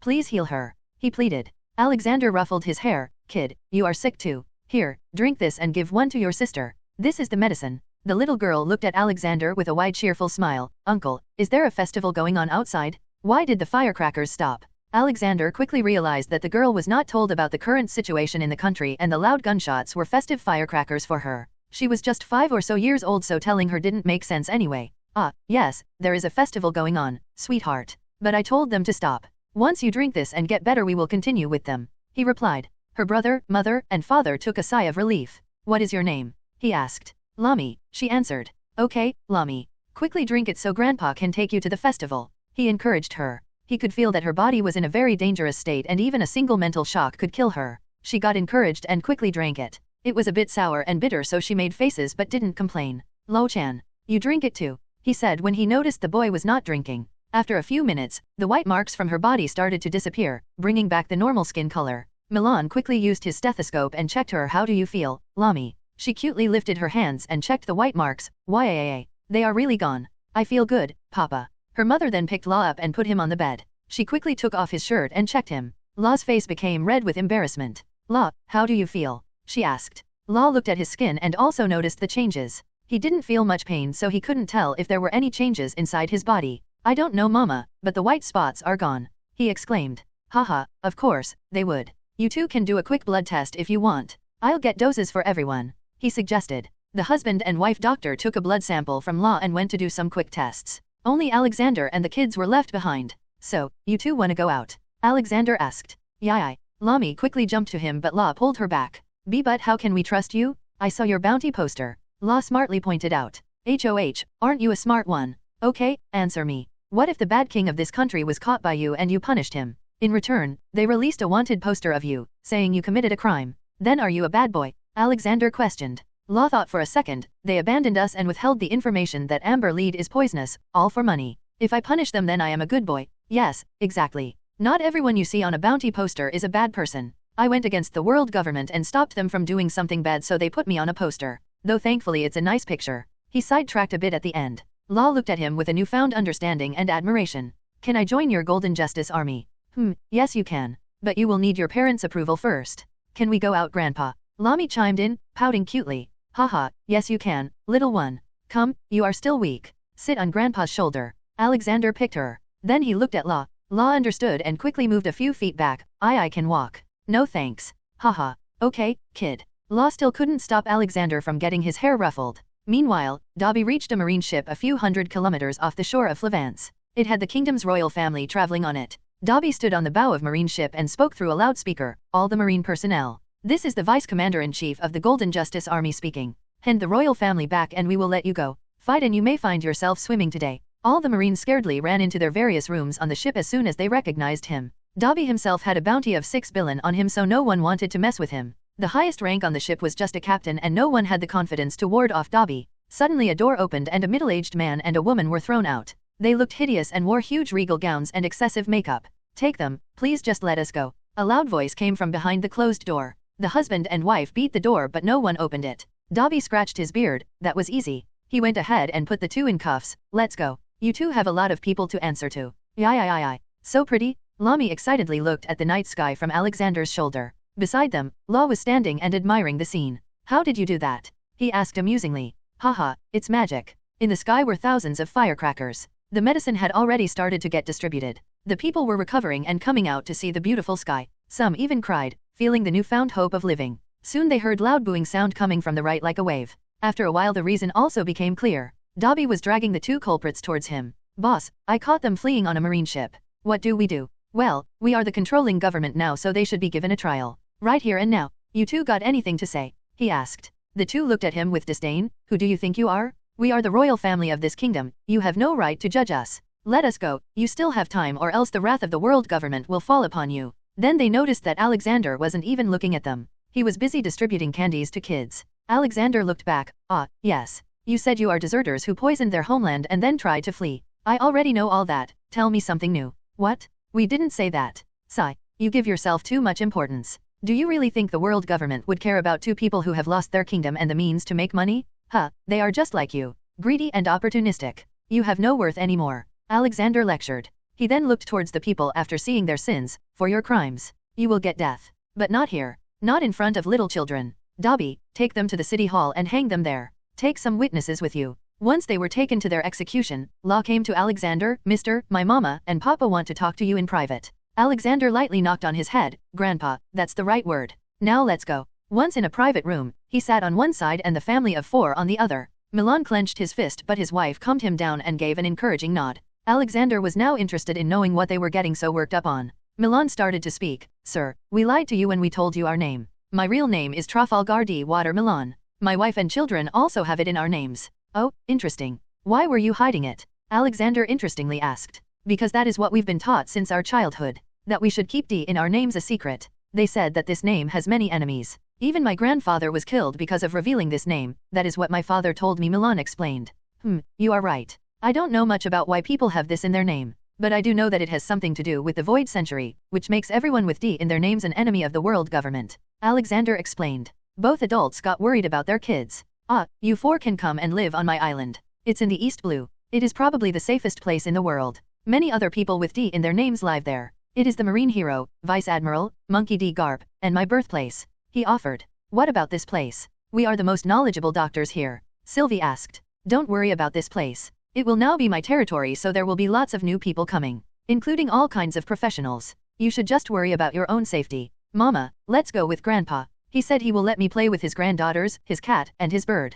I want to play with them. Lami spoke. Looking at her wide radiation smile, their hearts quickly made a decision. Okay, we will go with Mr. Universe. We will go and pack our bags. Haha, good choice. I will be leaving this island in 2 days. Get ready by then. He informed and left to solve the mess of a kingdom. The family happily looked at his back with gratitude in their eyes. For now, Alexander had Wano, Flance, O'Hara, and partially Dawn Island, Goa Kingdom, under him. He was slowly moving forward on talking over the world. 2 days later, Alexander left one of Connor's clones on the island to set up everything. 10 warships were also left behind. These new metal warships had become a topic of gossip in the seas. Most pirates would simply steer away if they saw one of them. For the past few days, Alexander spent most of his time removing all of amber lead ore and dumping them into the sea. It wasn't harmful to any animal. He had done the tests. Reason for throwing it was because as long as it was there, the people would be in danger. For now, Connor's clone will work at the top while at the grassroots level, the local leaders will. Alexander also left a lot of food rations to ease the load on the people for now. After that, he just boarded the ship and got ready to return to the Goa Kingdom. Grandpa, can we see the red line? I read in the school book that it is very tall. Lami cutely asked while jumping on the ship's deck. It seems her disease had held her cheerful nature back. Alexander could have gone through the anywhere door, but that wouldn't be helpful in the current position he was in. He wanted to go through any island in trouble which he could take over. Yes, Lami-chan. We will see the red line soon. Do you know what's above the red line? He asked. She shook her head. The world's worst criminals live there. But no one can catch them because they run the world. He revealed. Oh, not even you can beat them? She asked. Haha, of course, I can. It's just that I don't. Because then the whole world would fall into a disorderly mess. Oh, look, we're there. He pointed at the horizon. She excitedly looked back at the sea. Whoa, how will we climb it, Grandpa? I'm just a small little girl. Her face showed genuine worry. It made Alexander laugh. Ha ha ha. No, we won't be climbing it, sweetie. We will be flying over it. He answered. But won't the bad guys catch us then? She inquired. Bad guys live in the area of the red line that lies in the Grand Line, while we are in the North Blue, he explained. Besides them, Law was listening to everything and learning new knowledge. Grandpa, I also read that there is Fish Island in the sea and Sky Islands up there. Is that true? From there, Alexander's time went by answering Lami's various questions. Her mind may be small, but it was full of curiosity. It was the first time she or any of her family came out of their home kingdom after all. Everything went normal until they came near paradise. A few thousand kilometers away from the red line, he saw a ship with Amazon Lily's flag. It was being attacked by 3 pirate ships. Alexander flew to the ship and saw the Empress Gloriosa on the ship. Though she had grown old now. Oh, what a surprise seeing you here, Gloriosa. I thought the Empress didn't come out of the safe waters. He voiced. Gloriosa looked at him in shock and relief. I wanted some adventures of my own. We all need some stories to tell to the later generation. Haha, that is true. Wait, I'll deal with these. He turned back and punched towards the 3 ships with so much force that the airwaves left many holes in them. So now the pirates were more focused on saving their sinking ship. Alexander left them as they were, deciding to deal with them later. So, care to explain why they were attacking? He asked. There's no point in hiding now. 3 girls from Amazon Lily went missing a few years back. In the recent fire of Mary Giosa, they were successful in running away. The pirates thought they could sell them back for money, she answered. Why didn't you tell me when they went missing? Where are they? Take me to them. I will ban slavery today, he announced. Gloriosa thought it was an arrogant thought, but again, when she thought who said it, it didn't seem impossible. Gloriosa took him to a room where the 3 sisters were. When they first saw Alexander, they looked very scared and ready to attack. Surprisingly, the smallest of them in size was also the eldest of them. They have grown to hate men now. I can't even imagine the horrors they went through in there, Gloriosa told him. Alexander just sat down in front of the 3 and didn't go any closer. What's your name, children? What do you want? We won't go back with you, the black-haired one growled. Gloriosa chipped in. Hancock, be respectful. He is the same Mr. Universe you all grew up reading about in your school books. They have textbooks on me, Alexander asked internally. It's all right, Glossoria. After all that they've been through, trusting people can get hard. Tell me, Hancock. Can you tell me the name of the man who did this to you? I promise to bring you his head right now, he told her. She clenched her fist. No, I want him alive. I want to kill him with my own hands. That animal. She had started to go out of control, so Alexander had to give them calming draughts. Finally, she did tell him the name. It was Saint Charlos. Ah, I know this man. Okay, girls. A promise is a promise. You're going to get him alive. Take care till then. Before he went away, he left lots of tasty food for them. When Alexander was gone, Hancock looked at Glossoria. Why didn't he become petrified? Gloriosia just shrugged her shoulders as she didn't know the answer. He probably only sees you as a small child. Hell, I'm in my 60s and I felt like he even sees me as a child. Who was going to tell her that he even saw a 1,000-year-old elephant as a child? Even Alexander felt strange sometimes with his own behavior. Sabayati Archipelago, Human Shop. Today, a round of slave auctions was going on. The main attraction of the event was an old man who only looked old but was actually as strong as thousands of men. He had white hair and a nice scar on his eye which showed that he was a warrior. The old man only agreed to participate because he was promised riches, something he never turned down. The announcer talked loudly from the stage. Today's final item, a man as strong as a dragon. His name is Ragnarok, the ender of worlds. The starting price is 100 million berries. Ragnarok stood on the stage with a wide grin, thinking he'd get lots of gold soon. It was his natural instinct to lust for gold, so he couldn't do anything about it. Oh, we have a new bid. 200 million. Ragnarok was irked that no one was bidding anymore, so he decided to motivate the audience. Is that all you got? Is that all your daddy let you spend? Ha ha ha. Ragnarok's mocking worked and bids started increasing. Beep beep. Ragnarok took out the phone and saw a message. It was a message that Alexander sent a long time ago. It read, "Call me when you see this." So he called. Alexander had left and was already flying to marry Gyoase. Ring ring. This was a real cell phone and not a den mushy, so he knew someone from the family was on the other side. Yes, Universe speaking. A laughing voice came from the other side. Ha ha ha. I finally found you, old friend. Alexander was elated. Ragnarok, where the hell were you? It's been more than 50 years since I came here and you went missing. What? But Alex, I just came here a few days ago. Alexander suddenly remembered his father's words. Space and time is my bitch. The bitch is out of control, it seems, he thought. Ah, forget it. Where are you right now? Alexander asked. I'm in an auction in some mangrove forest. Alexander quickly guessed the location. Sabayati Archipelago? What are you buying? Ha ha ha, I ain't buying. I'm getting sold. These fools are buying me for millions. And they call their gold berries, haha. Who does that? Ragnarok loudly answers. Alexander facepalmed himself. Ragnarok, berries are not gold. It's the local currency of this world. I even have a 10 billion berries bounty on my head and it's roughly $100 million in Earth currency. Ragnarok didn't reply for a second. Alexander could hear the greedy dragon's hopes and dreams shattering. What the F asterisk CK? So they bought me for 600 million berries, which is roughly $6 million. God damn it, this dragon got an image to maintain. I can't let this deal happen. I'm gonna kill these criminals. Ragnarok raged. Talking about his image? Did the sun rise in the west? Ragnarok, tell me if there is a guy in an astronaut suit, an ugly face, snort from nose sliding out. Alexander described Saint Charlos. Actually, he's the one who bought me, Ragnarok revealed. Haha, then capture him and wait for me there. Alexander hung up and apparat to Sabayati Archipelago. There he saw the whole island in a mess. Because Ragnarok had also taken out a bit of his annoyance on him and had beaten him up, an admiral was called from the headquarters. All the people were trying to run away now. Alexander soon saw his old friend. Both of them went ahead and hugged each other. Ragnarok had the ability to increase his size, so it wasn't very cringy. Boom. A cannonball struck the building. Surprisingly, on the ball was a man in a yellow suit. The man moved like lightning and kicked Ragnarok's head. Boom. Everything but Ragnarok got destroyed. Who the hell is this sparkling Christmas boy? Alexander laughed. Haha, he is supposed to be a marine admiral. One of the top powerhouses in the world. Huh. Powerhouse? His kick was so weak, it couldn't even scratch the itchy spot behind my ear. Ragnarok scoffed. Oh, Kizaru is here. That was just the starter. Don't worry, I will serve the main course as hot as the lightning. Kizaru spoke in his chilling sadistic voice. Again an attack came and Ragnarok tried to catch it, but the light was intangible. Haha, Ragnarok, his body becomes light. You can't grab that. For that, you need this. Alexander's arm became pitch black, covered in armament haki. Kizaru again came to attack and Alexander grabbed him by his neck. Kizaru's own momentum was enough to damage his neck and make him fall unconscious. Alexander just threw him to the side like some trash. See, that was called haki. Let's go. I will teach you. Oh, wait. I have an announcement to make. Here, you take some pictures. Alexander instructed. He stood up on the back of Saint Charlos' body that was laid on the ground. He was neither dead nor unconscious. Alexander amplified his voice with magic. Listen to me. The world government cannot save you. If I see any slave shop open in the world, I will not just destroy the shop but its owner, his family, and the staff of the shop.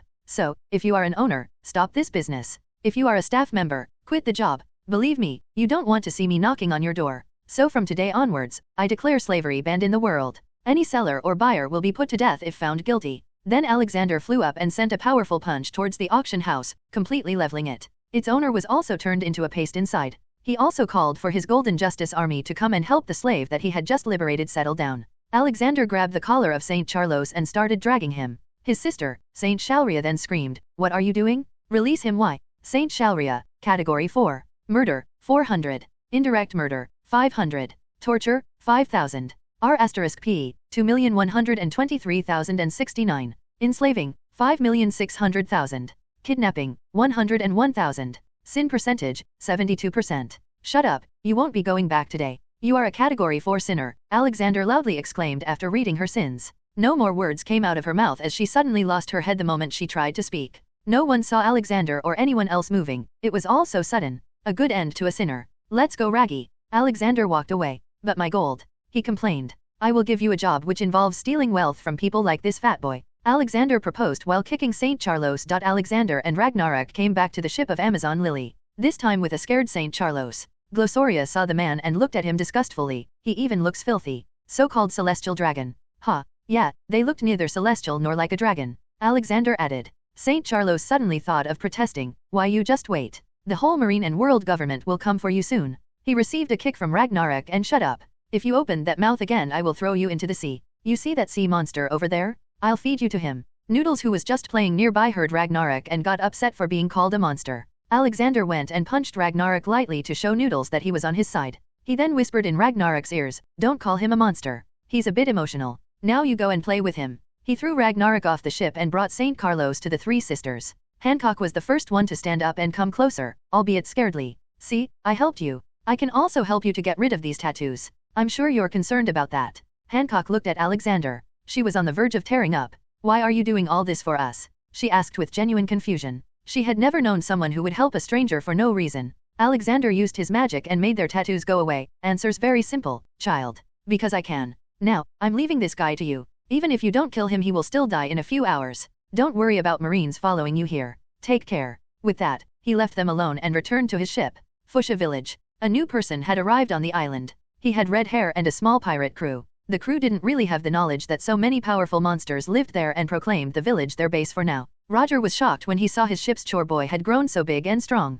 "Ha ha ha, here, kid. Try this one. It's a true man's drink." Roger passed him a small glass of his homebrewed strong whiskey. "Ha, why are you giving the drink? Where is Makino?" Shanks asked. "You came to the wrong bar, fool," Roger replied and drank the shot himself. "I was gonna drink that." "Me too," Roger shrugged and poured another one. "So, you wanna become a big-time pirate now? Why are you in East Blue, then?" Roger asked.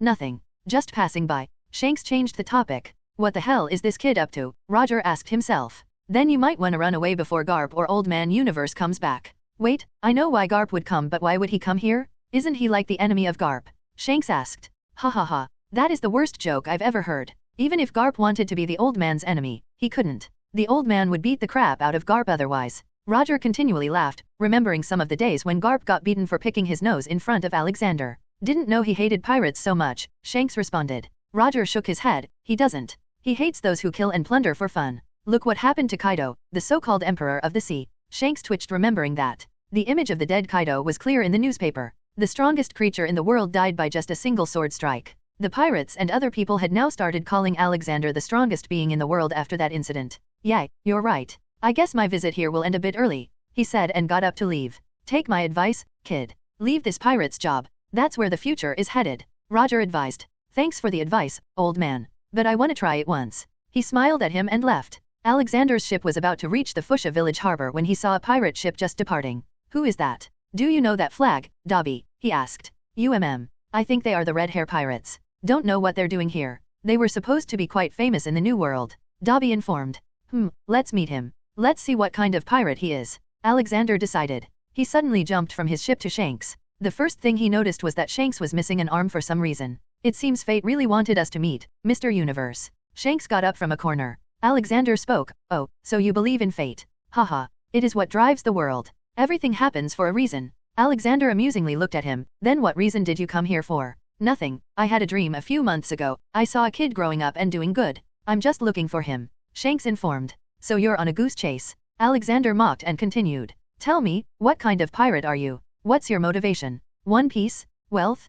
fame. Shanks and his crew tensed up. They knew that the next words of their captain could decide their fate. Ah, why so serious, old man? I am a pirate just because I like sailing and exploring, looking for treasures. There's no point settling down after being a crew member of Roger Pirates. I was just a chore boy and received a bounty on my head. It was either fight back or just die, Shanks explained. Alexander nodded. The world government itself was the problem when it came to why there were so many pirates. The government didn't do anything to make the quality of life better, and whoever raised their voice either dies or becomes wanted by them. Just like some certain countries in the real world. Alexander quickly looked at his sins. Shanks, Category 3. Murder, 30. Robbery, 10,123. Sin percentage, 52%. Sigh, you are right. The government indeed wouldn't have let you live. But you could also have fought them. Anyways, I advise you to not commit any more crimes. The era of pirates was over the moment I formed the Golden Justice Army. You could probably go on your adventures as an adventurer group but not as pirates. Alexander advised him. I will think about it. Shanks agreed. Alexander left them to their device and returned to his ship that had already docked at the harbor. He picked little Lami and Law in his arms. Let's go. I'll show you your new home. Lots of nice people live here. Let me down. I can walk on my own. Law complained. Alexander instantly flew in the air and then started walking towards the town center. Haha, you still want me to let you down? Alexander asked. This time Law didn't speak. He took the family of 4 to the town center and got them registered as citizens. The mayor was extremely happy to get 2 amazing doctors in the village. Then he brought them to their new house. It was a nice cottage with gardens around it. Alright, this is the place. Settle down and relax. There is a school nearby where you can send the kids. It is sometimes taught by my granddaughters or wife. See you later, Lami-chan and La-chan. Alexander left the place and started walking towards his castle. When he was passing by some trees he heard a known voice. He went to it and saw Garp holding a kid from his shirt. Who did you kidnap this time, Garp? Alexander asked. The kid thought it was his chance. Save me, I am being kidnapped. Bam. He received a knock on his head and it swelled up. Old man, this is my grandson, Luffy. Oi, say hello. Garp introduced him. Yo, Luffy just waved his hand. Ha ha ha, so this is Dragon-chan's kid. He does look like him. But why did he dump him on you? Garp grunted in annoyance. Arg. Dragon sent a letter saying he doesn't have time or a safe place to keep him. Alexander walked to Luffy and patted his head. Kid, I am your grandpa's grandpa. Wait, where did you get this straw hat? Luffy suddenly turned proud and puffed out his chest. Shanks gave it to me. That explains it. Does that mean Luffy is the child he was looking for? He thought. Luffy, a new family has come to town. There are kids too. Go and meet them. He told him. Luffy was always up for an adventure and this was also like that for him. So he just ran away. Who did you bring this time? Garp asked. A family from Flance. They also have D in their name but keep it a secret. He informed. Garp turned serious at that mention. Good, they will be safer here. Let's go and grab a drink. After that, you will probably have to go to the Goa Kingdom. Why, what happened? Your new talking cat, Bird, and that boy Douglas have taken over the royal castle, Garp informed. Making Alexander facepalm. Alexander appeared in the Goa Kingdom. Thanks to him, the quality of life had gotten much better there. The Grey Terminal was not just a lawless area anymore. It had become a recycling hub. He went straight to the royal palace and found the 3 mischievous fellas. Ah, yes, right there. That's the spot. Hats directed a servant to scratch his back. Barry was getting a massage on his back and Douglas sat on a recliner with cucumbers on his eyes. Bam bam bam. The 3 received a hard knock on their heads. What the hell are you 3 doing? What did you do to the family living here? Ah, what is it, old man? We're just relaxing. Besides, we deserve this after what we did. Douglas argued. Alexander shrank one eye in doubt. What did you do? This time Barry spoke proudly. Hee hee hee. A little kid named Shampoo Ca. Douglas interrupted him. Barry, you dumb bird. His name was not Shampoo. His name was Saru. You both are dumb it seems. It was neither Shampoo nor Saro. It was Sabo. Huts corrected them. Barry then continued. Anyway, Sabo came to us and told us that his parents were planning on burning the Grey Terminal because it was generating more money than the kingdom itself and a celestial dragon was coming to visit. The boy was the son of a noble family. So we decided to help. Hats here planned we should take over the kingdom. It's better under us than those racist royals. What about the celestial dragon? Alexander asked. In the dungeon, Hats answered. Sigh. If you 3 think the kingdom is better under you then why are you sitting here like some pompous kings and not working? It's our break time, Douglas interjected. Yes, we worked a lot last week, Barry added. Both Hats and Douglas looked at him and facepalmed. Alexander laughed and cracked his knuckles. Douglas quickly got up and started to leave. I'll go and cut the grass in the castle. Wait here boy, you started this mess so you will clean it. I appoint you as this kingdom's administrator. Your job will be to keep a watch on all the trade, law, and order while increasing the GDP and quality of life. You have 3 months to show progress or else you will cut the grass in Fahame again but with an even smaller scissors this time. The more Alexander spoke, the more horrified Douglas became. But old man, what about my fight lessons? He tried to find a way out. No slacking. I found Ragnarok so he will continue giving you lessons. He will be keeping an eye on you three as well, he announced. While Alexander was talking, Barry tried to sneak away but Alexander axioed him back. Damn it, Barry cursed. Barry, you are growing dumber by the day. You are banned from playing video games and watching movies. You will be going to the local school from now on, he declared. Barry's wings fell down. I don't want to teach, Dad. Alexander lightly knocked on his head. You will be studying there. Now go home and ask Olivia for a school bag and books. Lastly, it came to hats. Now you call yourself the Lord of Chaos, right? Then I want you to go and annoy the celestial dragons and the world government. That's your job. This was more like a happy job for him. That's what he was good at. Ho ho, I am going to have so much fun now, but you must inform me if you find anything important. Okay, Alexander instructed. Yes, boss. Hats will do his best. Bye-bye, he said that and poofed away. Alexander looked back and saw Douglas and Barry still standing. What the hell are you still doing here? Go to work. The two ran away like they had rockets on their backs. Just then Garp also entered, laughing. Ha ha ha. You really have a fun family. Each one of them is unique. Though do tell me why a bird calls you dad. It's a long story. He saw me first when he hatched out of an egg and I adopted him. Forget this, let's go and see the royal family and the celestial dragon in dungeons. Alexander walked away. In their way, Alexander asked something. Garp, I never asked this but who is Luffy's mother? Garp scratched his bead. AAA. Dragon never told me. He said it must be kept a secret so I never asked.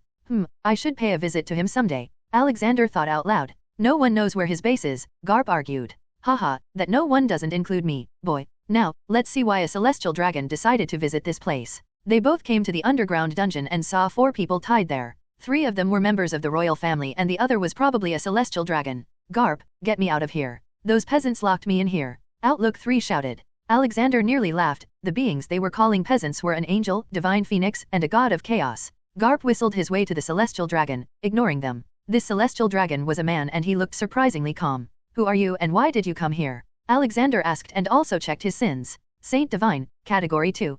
Theft, 300. Sin percentage, 35%. Alexander blinked his eyes repeatedly in disbelief. How is this guy so pure? I am Saint Divine. I came to meet you but they put me here for some reason, he said and cleaned his clothes of the dust. Now Alexander noticed that the man was also not wearing the notorious oxygen mask that those celestial dragons wore when leaving Mary Gosa. What does a celestial dragon want with me? He asked. I will be blunt. I genuinely believe that you are the strongest being in the world and can destroy the world government. I'd love for that to happen. What I want from you is a way out. Unlike others in my community, I strictly abhor slavery and other preferential treatments we get. I want to leave Mary Gosa and live here with my family, on this island under your security, Saint Divine explained. Alexander nodded. Do tell me why haven't you done that by now? Saint Divine looked at him with firm resolve. Because I know how the world works. If I had gotten out like that foolish homing, my family would have been killed by angry mobs. Just like the Donquixote family. Alexander still felt like the man was just telling the half-truth and decided to force him to say, I want the truth. Saint Divine felt dejected and sat down.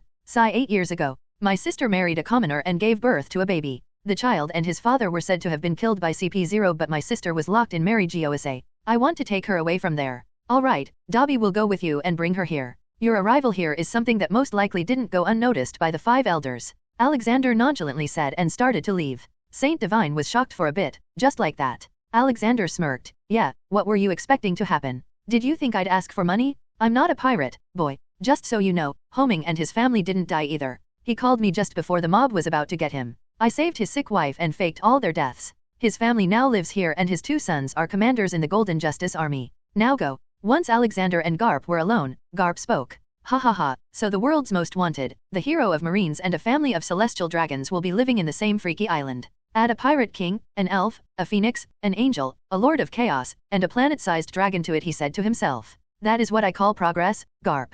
Now I'll go and deal with the royal family by stripping them of their titles. See you later. A week later, Dobby returned with 2 new people. They were an addition to the village. But just the day after, the newspaper arrived with big news. Headline, Dobby the Dread destroys Red Port. It turned out, to stop people from pursuing him, he destroyed the port just below the red line. So, the world government did what they do best. They increased their bounties. Now Dobby had 8 billion and Alexander had 15 billion bounty on their heads. Alexander put down his newspaper while he sat at the beach. In front of him, all the children were happily playing in the water. Ahaha, Noodles, come here, we will brush you. Rena and Golly lead the children on their mission to give a good cleaning to Noodles. All of a sudden, a man walked up to him. He was one of the soldiers in his army. Boss, these are the wanted posters. Please approve them before we release them out. Alexander looked into them. The highest bounty he had added was of the 5 elders. Each had 10 billion berries. But he added that the bounty could also be paid in gold. Big Mom, Whitebeard, and Shanks were awarded 5 billion berries on their heads. All of their commanders/children had 2 billion each. Then there were all the members of CP0 and CP9, each having a 500 million bounty with their chiefs having 900 million. Then there were small bounties. A total of 3,000 men and women had a 500,000 to a million bounty. They all were slave traders and their punishment was death, so their poster had only dead words. Yeah, these are right. Spread them around the world, he ordered. His Golden Justice Army didn't have any headquarters, so the world government could never do anything against him. This also let Alexander have better control over the sea. If anyone completes the bounty, then they could go to any personnel of his army and ask for bounty. GOMU no. Out of nowhere, Alexander heard the sound and turned around. He saw Luffy doing something with his rubber arms and trying to projectile himself onto the back of Noodles. But one of his hands slipped and he came straight at Alexander like a bullet. Alexander caught him with one hand.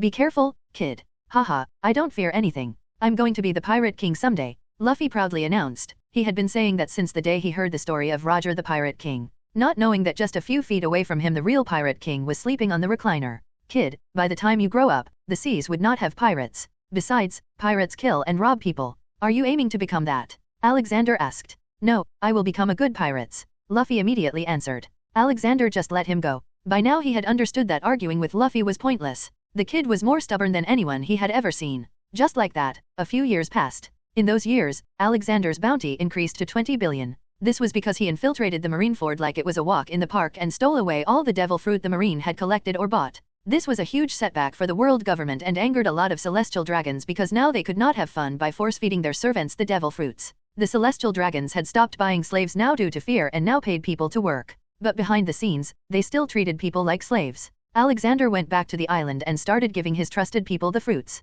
He honestly didn't know why an amazing thing like devil fruit wasn't used for doing good. He gave fruits like grow fruit to Lami. She liked growing flowers, so he gave her the fruit that could influence plants. Then there was earth fruit that Sabo ate. It gave him the ability to manipulate or become earth. A fruit named op fruit was very useful for doctors, so Law ate it because his dream was to become a doctor. Many more fruits were lying with him. More fruits than the people who could eat them. Currently, Alexander was on his way back from O'Hara. Little Robin had now grown to her teens. She wanted to set sail to outside and have her adventure. So he brought her along, deciding to train her first. Robin, sweetie, no, not like this. You first concentrate and imagine and then punch. Alexander showed her how to use armament haki. But Grandpa, this is so hard to do. I'd rather go and read books, she cutely said. Patience, my child, and do you want to make the same mistake as your mother? If you don't get stronger, then not only your life will be in danger but your future friends too. His words did magic and she seriously started practicing. Her memory of burning O'Hara was still alive. Bells. Boss, there's a pirate ship standing still nearby. What are the orders? A sailor informed. Who are the pirates? Alexander asked. They are sun pirates. Their captain, Fisher Tiger, has a 230 million bounty on his head. The sailor answered. Ha ha ha, isn't he the one who freed the slaves of Mary Gosa? That man deserves a drink. Anchor the ship here. Then he looked back at the concentration of Robin. Robin, wanna come with me? He asked. Robin opened her eyes in a second and jumped on his back without even asking. She was always up for an adventure. Ha ha ha, alright, let's go. The Sun Pirates was a group solely made of ex-fishermen slaves or just normal fishermen. They loathed humans because no matter how much they tried to act good, humans always differentiated against them. Currently, on the deck of the ship, a scene was going on. A small human girl, just 11 years old, was thrown out of the captain's cabin. Fisher Tiger came out with furrowed brows. It is okay to cry. Don't think we're like those celestial dragons. Then he proceeded to throw his gun into the sea. The girl was shocked by the scene. The gun was deeply implanted in her mind as it was used to scare her every day in the past. Fisher Tiger looked back at his men. We won't kill anybody. This was enough to make the little girl understand that she was not a slave anymore and that no one would kill her if she cried. And that was exactly what she did. She cried as loud as possible, releasing all the pent-up emotions from all those years of torture. Captain, a steel warship, one of them shouted. But that was exactly when Alexander appeared on their deck. Haha, nothing to worry about. I'm not gonna hurt you. How are you, kid? Remember me? Fisher Tiger looked at Alexander with respect. Fisher Tiger didn't remember many humans in his life who were unbiased against his kind, but Alexander was the only human that he did remember. He now respected him even more as he was fighting the world government directly. We finally meet again, old man. Thank you for the chocolates that day. Drop your swords, everyone. He's a friend. Fisher Tiger ordered his crew, showing an extremely rare smile. Haha, it's grandpa or just old man for you, and now is not the time for chocolates, it's time for Drin. Alexander suddenly stopped speaking as he noticed a girl crying loudly. Alexander thought she must be spooked by the fishmen because that was a common occurrence due to human ignorance and the lack of teaching. He went to her and tried to comfort her. Hey, little one, why are you crying? He warmly asked. But for some reason, she got even more scared after seeing him and ran to Fisher Tiger and hid behind his legs. Alexander scratched his beard seeing that unusual scene. What happened to her, Tiger? Sigh. Fisher Tiger started to tell him the story. Her name is Koala, she's 11 years old. She was abducted at a very small age and was sold as a slave to celestial dragons. God knows what harm they brought to her small mind. She became so mentally stressed that she stopped crying and only smiled no matter what, in fear of getting killed by their guns if she cried. She probably ran away from Mary Giose 3 years ago when I burned that place down. She was trapped on an island with some other slaves for 3 years and they gave her to us to get her back to her home. I just made her realize that she is safe now. Fisher Tiger explained to him. He was getting emotional too. Alexander just sat down on the floor with his legs crossed and his shoulders slanted down. I should have done something earlier. At least about this slavery. He looked back up at Koala with a sad face, imagining what mental trauma, sad and hopeless days she went through. He thought that if she escaped 3 years ago when she was just 8, then at what age was she abducted and made a slave? A child of her age should have spent her time with her family, living innocent days filled with love and fun. Poor child, her childhood was stolen from her by those good-for-nothing garbage, he cursed. It's okay, child. I'm not like those bad people. I am in fact their biggest enemy and death, soon. Come, see these beautiful flowers. He warmly called her to him. Koala finally showed an expression a child should have on her face. She slowly but carefully walked to him and took the colorful flowers. Robin, please play with her for a while, until I come back. He instructed. Where are you going, Grandpa? Robin inquired. Alexander kept on looking at little Koala smiling at the flowers with a sad face, surprising to even himself. A tiny tears rolled down his cheek from under his sunglasses that covered his eyes. They took her childhood, now they will pay the price. A mistake has been made, 1 out of 5 fingers needs to be cut. He just said that and flew away. Not many people understood the meaning behind his words but Robin, Fisher Tiger, and Jinbe did. They understood what 5 fingers he was talking about. Mary Giose. It was a normal day for the people living in the so-called Holy Land. All the celestial dragons lived in the Pangaea castle. All the servants, cooks, and others lived in a town away from the castle. A lot more commoners lived there than the nobles. The commoners living there considered themselves lucky to even have the opportunity to be there, but they often find themselves at the mercy of the celestial dragons. They all knew that they were unofficial slaves. Their lives had no meaning but to serve all demands or die. Boom. Suddenly a sonic boom was heard in the sky. People saw someone in a golden cloak slowly descending in front of the gate leading to the castle. The guards in shining useless armor there got alerted and decided to fight him. But a single slap from Alexander threw them away into the jungle. Everyone knew that these guards were made to keep the commoners away and not people of Alexander's caliber. Hence came the CP0, people responsible for protecting the celestial dragons. Alexander didn't hold back against them. They all deserved to die. One by one he purified them all. CP0 was eradicated in a matter of minutes. Stop it. A loud shout came from behind the huge gates, then suddenly Kong came out of them. He had used his conqueror's haki but it did not affect Alexander. So you came out. I knew you would come to protect your masters. Alexander angrily said. Kong didn't waste a second and in a blink, he appeared in front of Alexander to punch him. Stop this and go away. Alexander ignored him and fought him for a while. Kong was really very strong and all that without a devil fruit. Damn it, universe. Understand my words, go away, please. Kong sounded much different now. It didn't feel like he was saying that in anger. Alexander was surprised with that please at the end. They enslaved a 6-year-old girl, Kong. This time one of the elders dies and I won't stop until then. Alexander punched Kong down very hard. They both collided with the huge doors of Pangaea Castle and passed through. Kong may be extremely strong, maybe even stronger than Garp, but he was no match for him. Alexander was about to throw his last punch to make him fall unconscious but he stopped midway as he didn't see hatred, anger, or anything extreme like that in Kong's eyes. Instead, there was fear, helplessness, and loss. Alexander grabbed his collar. What the hell is your problem? Tell me the truth. Alexander forced him to speak up with legitimacy. Kong was strong and could have fought off an amateur legilimens but not him. Kong started to stutter. God damn it, universe. My whole life has become hell because of you. I should have never become a fleet admiral. Get to the point, what are you talking about? Alexander yanked him. They have my family as hostages. They've been hostages for the last 13 years. My wife, my daughter. Now they will kill her. Kong looked horrified. Alexander released his collar and Kong fell down on the ground. He didn't even get up to fight now. If I save your family, then will you resign? Alexander asked. I never joined the Marines to become their lapdog. I did it for bringing good but I was too naive. Of course, I'd resign if I could save my family and get away. Oxyo Kong's family. Pop pop. 2 new people popped there out of nowhere. The 2 looked malnourished. Liza, Hannah. Kong ran to them in disbelief. The 2 women were in the same weak condition. By then Alexander had taken out his anywhere door. Kong, take your family and pass through the door. You will reach my kingdom. Find a doctor there and my second in command. They will help your wife and daughter get better. Kong picked up his wife and daughter and left through the door with a gratitude-filled note. Then Alexander was about to leave to find the elders but he heard something. Please save us. Alexander heard this noise coming from the ground below. He looked down and took off the whole surface. Under it, he found many slaves tied to a gear mechanism that moves the whole stretch of the road like a moving walkway. He quickly took care of all the guards beating them with whips and looked at them. You all are free now. Stay here until I come back. I will take you all with me. Till then, eat this. He threw lots of energy bars for them and went into the castle. Once there he saw the 5 elders already waiting for him in the giant hall. We finally met face to face. Why have you created so much destruction? The elder with katana asked. His sword was unsheathed at that moment. Ha ha ha. It is not I who has created destruction, it is you. What kind of sick amusement do you all get by enslaving and torturing people? Children included. The more Alexander spoke, the more angry he started to get.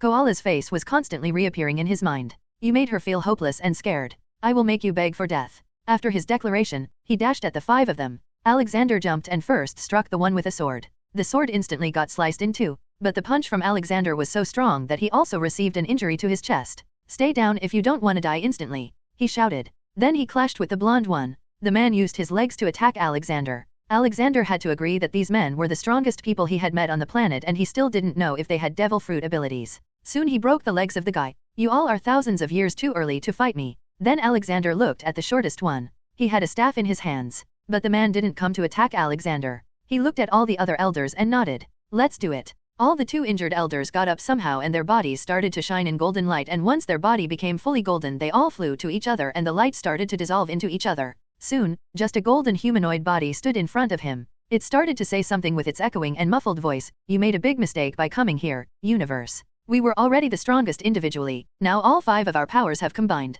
This is the greatest devil fruit in existence, that comes in parts of 5. So this is how you guys have been able to rule till this long. But sad for you, I am stronger than you can even imagine. Alexander started to hover and quickly flew towards them with supersonic speed. They did the same. Soon their fists collided, creating an energy wave so powerful that nearby walls of the castle fell down. Many normal celestial dragons died just from being stuck under the rubble. But Alexander was unscathed, and on the other hand, the golden entity's hand had been broken. See, that is what truly being strong means. This is not a power from a devil fruit but my sheer physical strength. And sorry to tell you this, that was not even my strongest punch. He again flew towards them, this time even faster than before, and his fist also turned black with armament haki. The elders felt their lives threatened from the punch, so before the punch connected them they quickly stopped whatever power they were using and separated from each other. Sama will not forgive you for this, universe. The fat bald one shouted. He sidestepped from the coming punch, but Alexander also changed his direction towards him. Oh, so there is someone above you. Can't say I'm surprised. You 5 are too dumb to even have 1% of the genius it takes to create a complex government like this. But now, one of you must die. You asked the question, so it'll be you. He also checked his sins at the same time. Saint Christopher, Category 4. Murder, 678,000. Indirect murder, 20,897,678. Slavery, 47,003,765. Kidnapping, 23,786,987. R*P, 6,900. Demon worship, 1. Sin percentage, 83%. Bam. Alexander punched him in the chest. His hand went straight through the man's chest and came out from his back. Alexander had the elder's heart in his palm. Crush. He squeezed it and it burst like a balloon. With it, the elder also died. He just burned his body as soon as he died. He didn't want a zombie celestial dragon in the future. Listen, you 4. Release all the slaves in the whole world. If I catch any cruelties happening because of you, 4 of you will become 3. From now on, everything bad you do will have a price you will have to pay. Now go away. Alexander's method created true dread in their hearts, so the moment Alexander left, the 4 ran to Sama, who was sitting on the empty throne. Sama. Bad news. We were attacked. 1 elder is dead, another one is badly injured, and we lost the fleet admiral. The 3 said and kneeled in front of the not-so-empty throne at a very high place. Alexander helped the people he freed to reach the Goa kingdom and appeared back on the ship.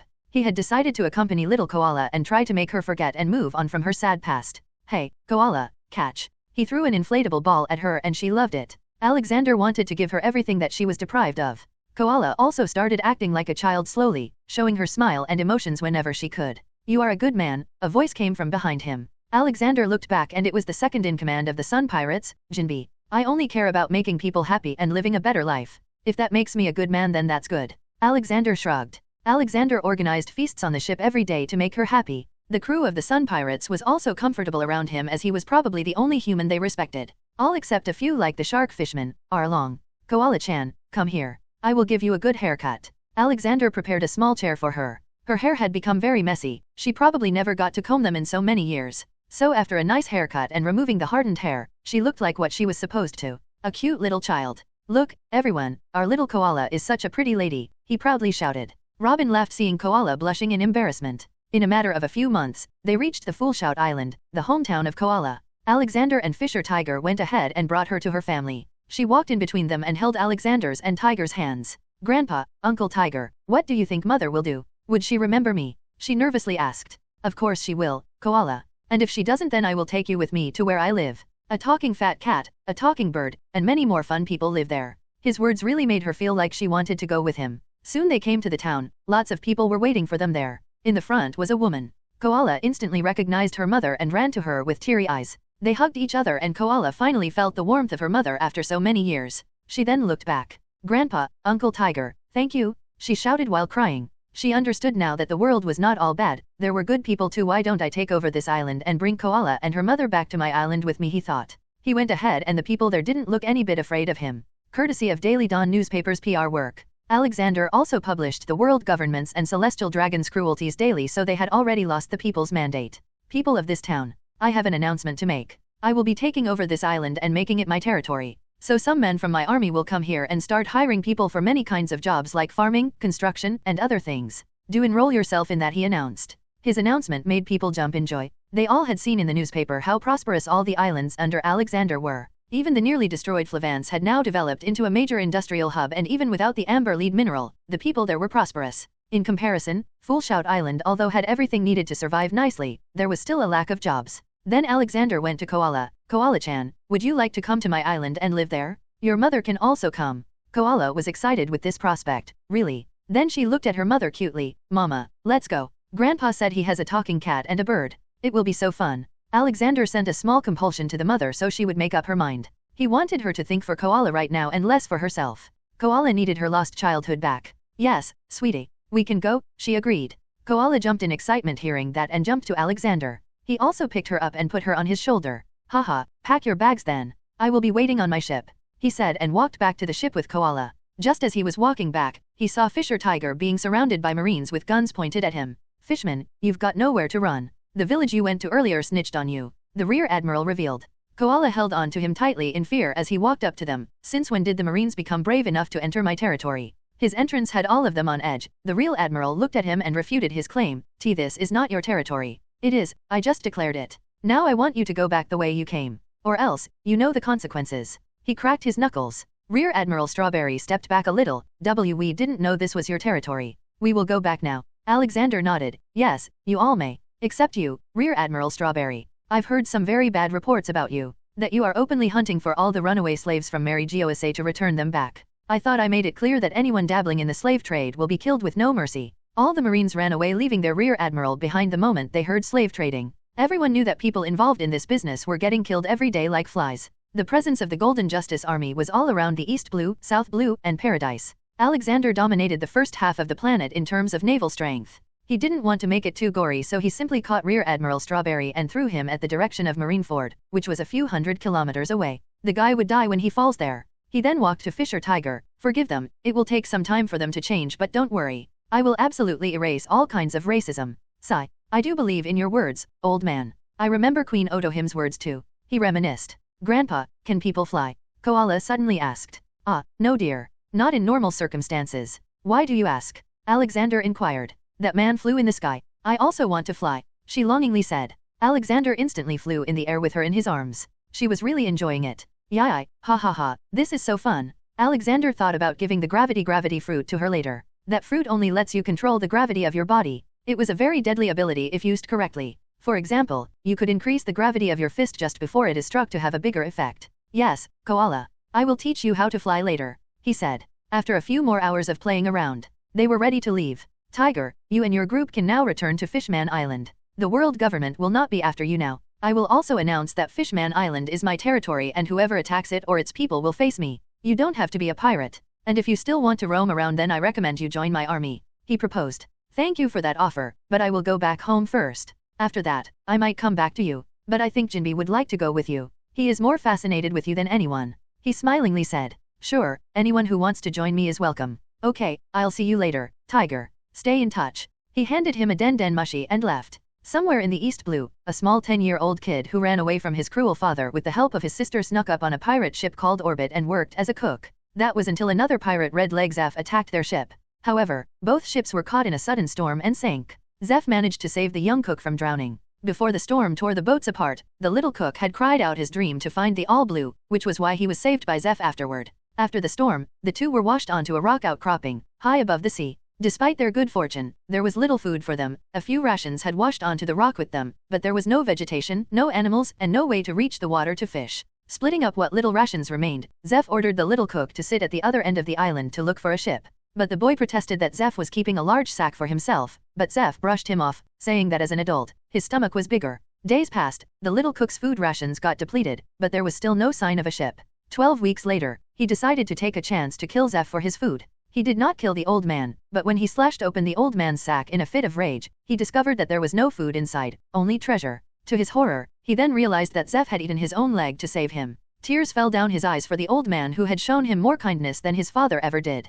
Zeph was in a very weak state. He lightly spoke, "Kid, in all my journey through the seas, I lacked food many times. If I survive this, I would like to open a restaurant on the seas." The kid strongly nodded. "I will help you run it, old man. We will find All Blue together." Zeph didn't have more energy to speak. He kept on looking at the sea and soon something shined. He thought he was hallucinating. "Kid, is that a ship?" he asked. The little cook got up and looked at the distance. He started jumping and shouting excitedly, "Yes, yes, we are finally saved." "They can't hear you, fool. Use a reflective gem from that bag and try to reflect sunlight towards the ship," he instructed him. Robin was lazily looking at the sea with Koala. "Big sis, Robin. What is that?" Koala asked. Robin interestingly looked at the direction. Soon she got alerted. Someone must be stuck there. "Grandpa," she informed Alexander, and the ship changed the direction. "Yes, they saw us," the little cook shouted with tears of joy. Zeph smiled and finally fell unconscious. The steel warship reached the small island. Alexander jumped towards the man and the child. The child was a bit scared of the huge ship and Alexander's presence. "Please treat him first. He hasn't eaten anything except his own leg in weeks. He started crying. He gave me all the food." Alexander was shocked and respectfully picked the unconscious man and took him back to the ship. The kid also meekly followed behind. It looked like he was uncomfortable being around so many people. "All right, kid. The doctor here will treat the man. What's your name?" Alexander asked and gave him some food. His malnutrition was clearly visible. I am Sanji and he is Zeph." The kid meekly replied. "What happened and how long were you stuck there?" Robin chimed in. She was always interested in new stories. Sanji blushed a bit seeing Robin. Robin had grown into a beautiful after all. "I worked as a chef on his ship. But a storm destroyed our ship and he saved me. He gave me all the food and starved himself." Sanji retold all that happened to him. Alexander went close to him and caressed his hair. "It's okay. You are safe now. Where is your family? What about your parents?" Alexander felt Sanji was getting uncomfortable with that question. So instead of asking him, he just looked into his mind. He saw everything. His mother dying, his father doing experiments on him and his siblings, him getting discarded as a failure and getting locked up for the kingdom to believe he was dead. I don't have a family," Sanji said. "It's okay. You can stay on this ship as long as you want. Play with Robin and Koala if you want," he said and left the kids. He went to Zeph, who had woken up by now. Zeph was surprised to see Alexander. "Mr. Universe, this is a surprise. I never thought I'd ever meet you," Zeph respectfully said. "Ha ha ha, likewise. For what you did for that kid, you have my utmost respect. For this, I will grant you a wish. Ask anything you want," Alexander offered. Zeph quickly answered, "I won't ask for anything free. I have gathered some treasure in my long voyage. I want to exchange that for a ship. I want to open sea restaurant. I want a ship to be made for that." Alexander nodded and laughed. "Ha ha ha, then come with me to the Goa Kingdom. I have the world's best shipwright there. He was the one who made the legendary pirate Gold D. Rogers Oro Jackson. He will make you the best ship you want. You can also erect my flag on your ship. As long as it has that, no pirate or marine will mess with you." Zeph got excited about the prospect of having his ship made by the legendary shipwright. "Thank you, sir. You will always be welcome in my restaurant in the future." Good, now take some rest. Sanji is fine and playing with other kids." He said that and left him to heal up. Germa 66, I should pay a visit someday. But before that, I need to go to Tequila Wolf, he thought. Fuchsia Village. Ace, Luffy, Sabo, and Law had built a very good friendship by now. So good that all four wanted to become pirates. Ace was the eldest of them, so he decided to run away first. He knew his mother and Robbie. Ace doesn't know Robbie is Roger, would never let him go. So he secretly took a boat from port and left, only telling his friends about it. "Ace, I will become the pirate king. You just wait," Luffy shouted from the shore. "Ha ha ha, I will be waiting for you, Luffy, Sabo, and Law." Ace waved his hand. Ace already knew his father was the great pirate king and wanted to become as great as him, which made him take this action. Law was the only sensible one of them. "Aunt Rogue will not be happy about this. He. We will not tell anything to Aunt Rogue," Luffy said as they walked back to the town. Suddenly they stopped. "What will you not tell me?" The three looked back in horror. But Luffy, being his dumb self, spilled the beans without even realizing. I will not tell you that Ace ran away. Sabo and Law facepalmed themselves and readied themselves for the upcoming beating. Oh, that. I already know that. Rogue shrugged and started walking away. The three were shocked and ran up to her. Auntie Rogue, aren't you worried about Ace? Law asked. Of course I am, but I can't really keep him locked here with me now, can I? She muttered. And anyone with AD in their name cannot be stopped anyway, she thought. Over the years, she had talked to Roger and both agreed on the fact that every person with AD in their name was unique and stubborn. They would always do what they thought was right. So she let Ace go. It wasn't like she could not ask Alexander to catch him and bring him back anytime she wanted to see him. Tequila Wolf is a country in the East Blue. It was the construction site of a massive bridge, instead of an island. The bridge has been under construction for the past 700 years, upon demand of the world nobles. The enormous feat was being carried out by various slaves who were either criminals or people from countries that were not allied with the world government. The purpose of this seemingly impossible task was to connect various islands together, although the exact details as to why were currently unknown. Tequila Bridge was not too far away from Dawn Island.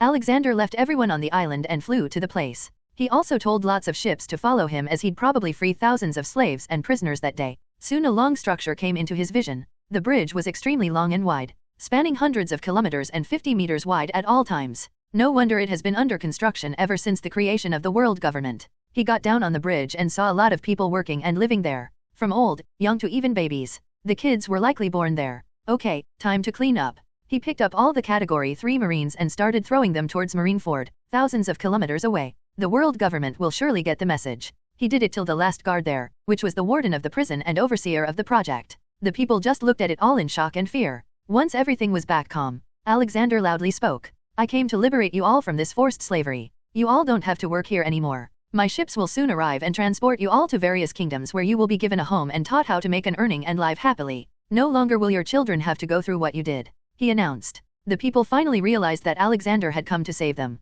They didn't know about him till now as they couldn't afford to buy the newspaper. One by one they started to fall down on their knees and cried. Their torture would finally end. When Alexander's ships came and everyone was on board, he flew around and destroyed the whole stretch of pointless bridge. It was under construction for so long that the beginning part of it was already in a bad crumbling condition. He saw a big stone at the beginning of the road. The symbol of the world government was engraved on it. Alexander just picked it up and this time threw it towards Mary Gosa. But then suddenly a voice came from behind him. You are doing a great job, you came to save them ever before me. Alexander looked around and smiled widely. Ha ha ha, long time no see, Dragon-chan. I wasn't expecting to meet you here. I was busy starting a revolution. Dragon straightforwardly replied. What happened to you, Dragon-chan? What made you so serious? You can come back and live on Dawn Island with Luffy now. I am more of an enemy to them than you. Alexander said. No, I will not rest until the world government comes down. Dragon stubbornly replied. Then what is your plan after taking them down? Alexander asked. This question made Dragon stutter. I am only focused on bringing them down for now. Just like all other revolutions, yours has the same flaw. Do you know why I haven't destroyed the world government till now? Because they are the only chain that is still tying the world together. Remove them and the world will return to a period of constant war among various kingdoms. That is the reason why I am taking over various kingdoms before doing anything big. Many more will soon join me after the upcoming reverie. He explained and continued. One more thing. What will you do if I am able to destroy the world government before you? What will happen to the revolutionary army? He asked. Dragon quickly answered. We will disband. All the people in the revolutionary army only joined after they were troubled by the world government. If you can deal with them then they will likely go to their homes happily. Then I guess you will be coming home soon. Are you sure you don't want to see your son? Dragon didn't say anything and just left. He actually flew away. Must be some devil fruit. Alexander returned to his ship and helped the people relocate to various islands under him. His territory not only includes some islands on the Grand Line but also nearly the whole of East Blue. Alexander settled people in Goat Island, Organ Islands, Gecko Islands, and then finally Konami Islands. But he found out that Konami Islands were infested with pirates. So he decided to deal with it first. No pirate activity was allowed in his area. He started looking in various villages on the island. Sadly, he found that many of them were destroyed, though he did see one village with people living in it. He walked in and started hearing some loud cries of children. Belmir-san. He flew in the air towards the voice. The closer he got the more he heard. Along with the kids, a woman was also crying and speaking. I really wanted to buy you more stuff, like books and new clothes. I am sorry I couldn't be more of a mother to you guys. The woman said. That's not true. We don't want anything, just don't die. You need to see the map of the world I am gonna draw. The two kids cried. These are your daughters. A shark fishman walked to them with a devilish smile. Behind him, a big group of fishermen was standing. You have to promise to leave these girls alone, the woman resolutely said. Of course, as long as you die, the fishman said. From behind, many villagers also came to fight them, but the fishman pointed his gun at the woman before they could do anything. Just then Alexander came down from the sky, slowly hovering. Sunlight was making him look like an angel descending. The villagers couldn't recognize him and fell to their knees and started praying. Damn it, not again. Get up you all, why the hell are you praying to me? He boomed. But the people didn't get up. Wait, are they seriously praying to me? He thought. Then he looked at the fishman.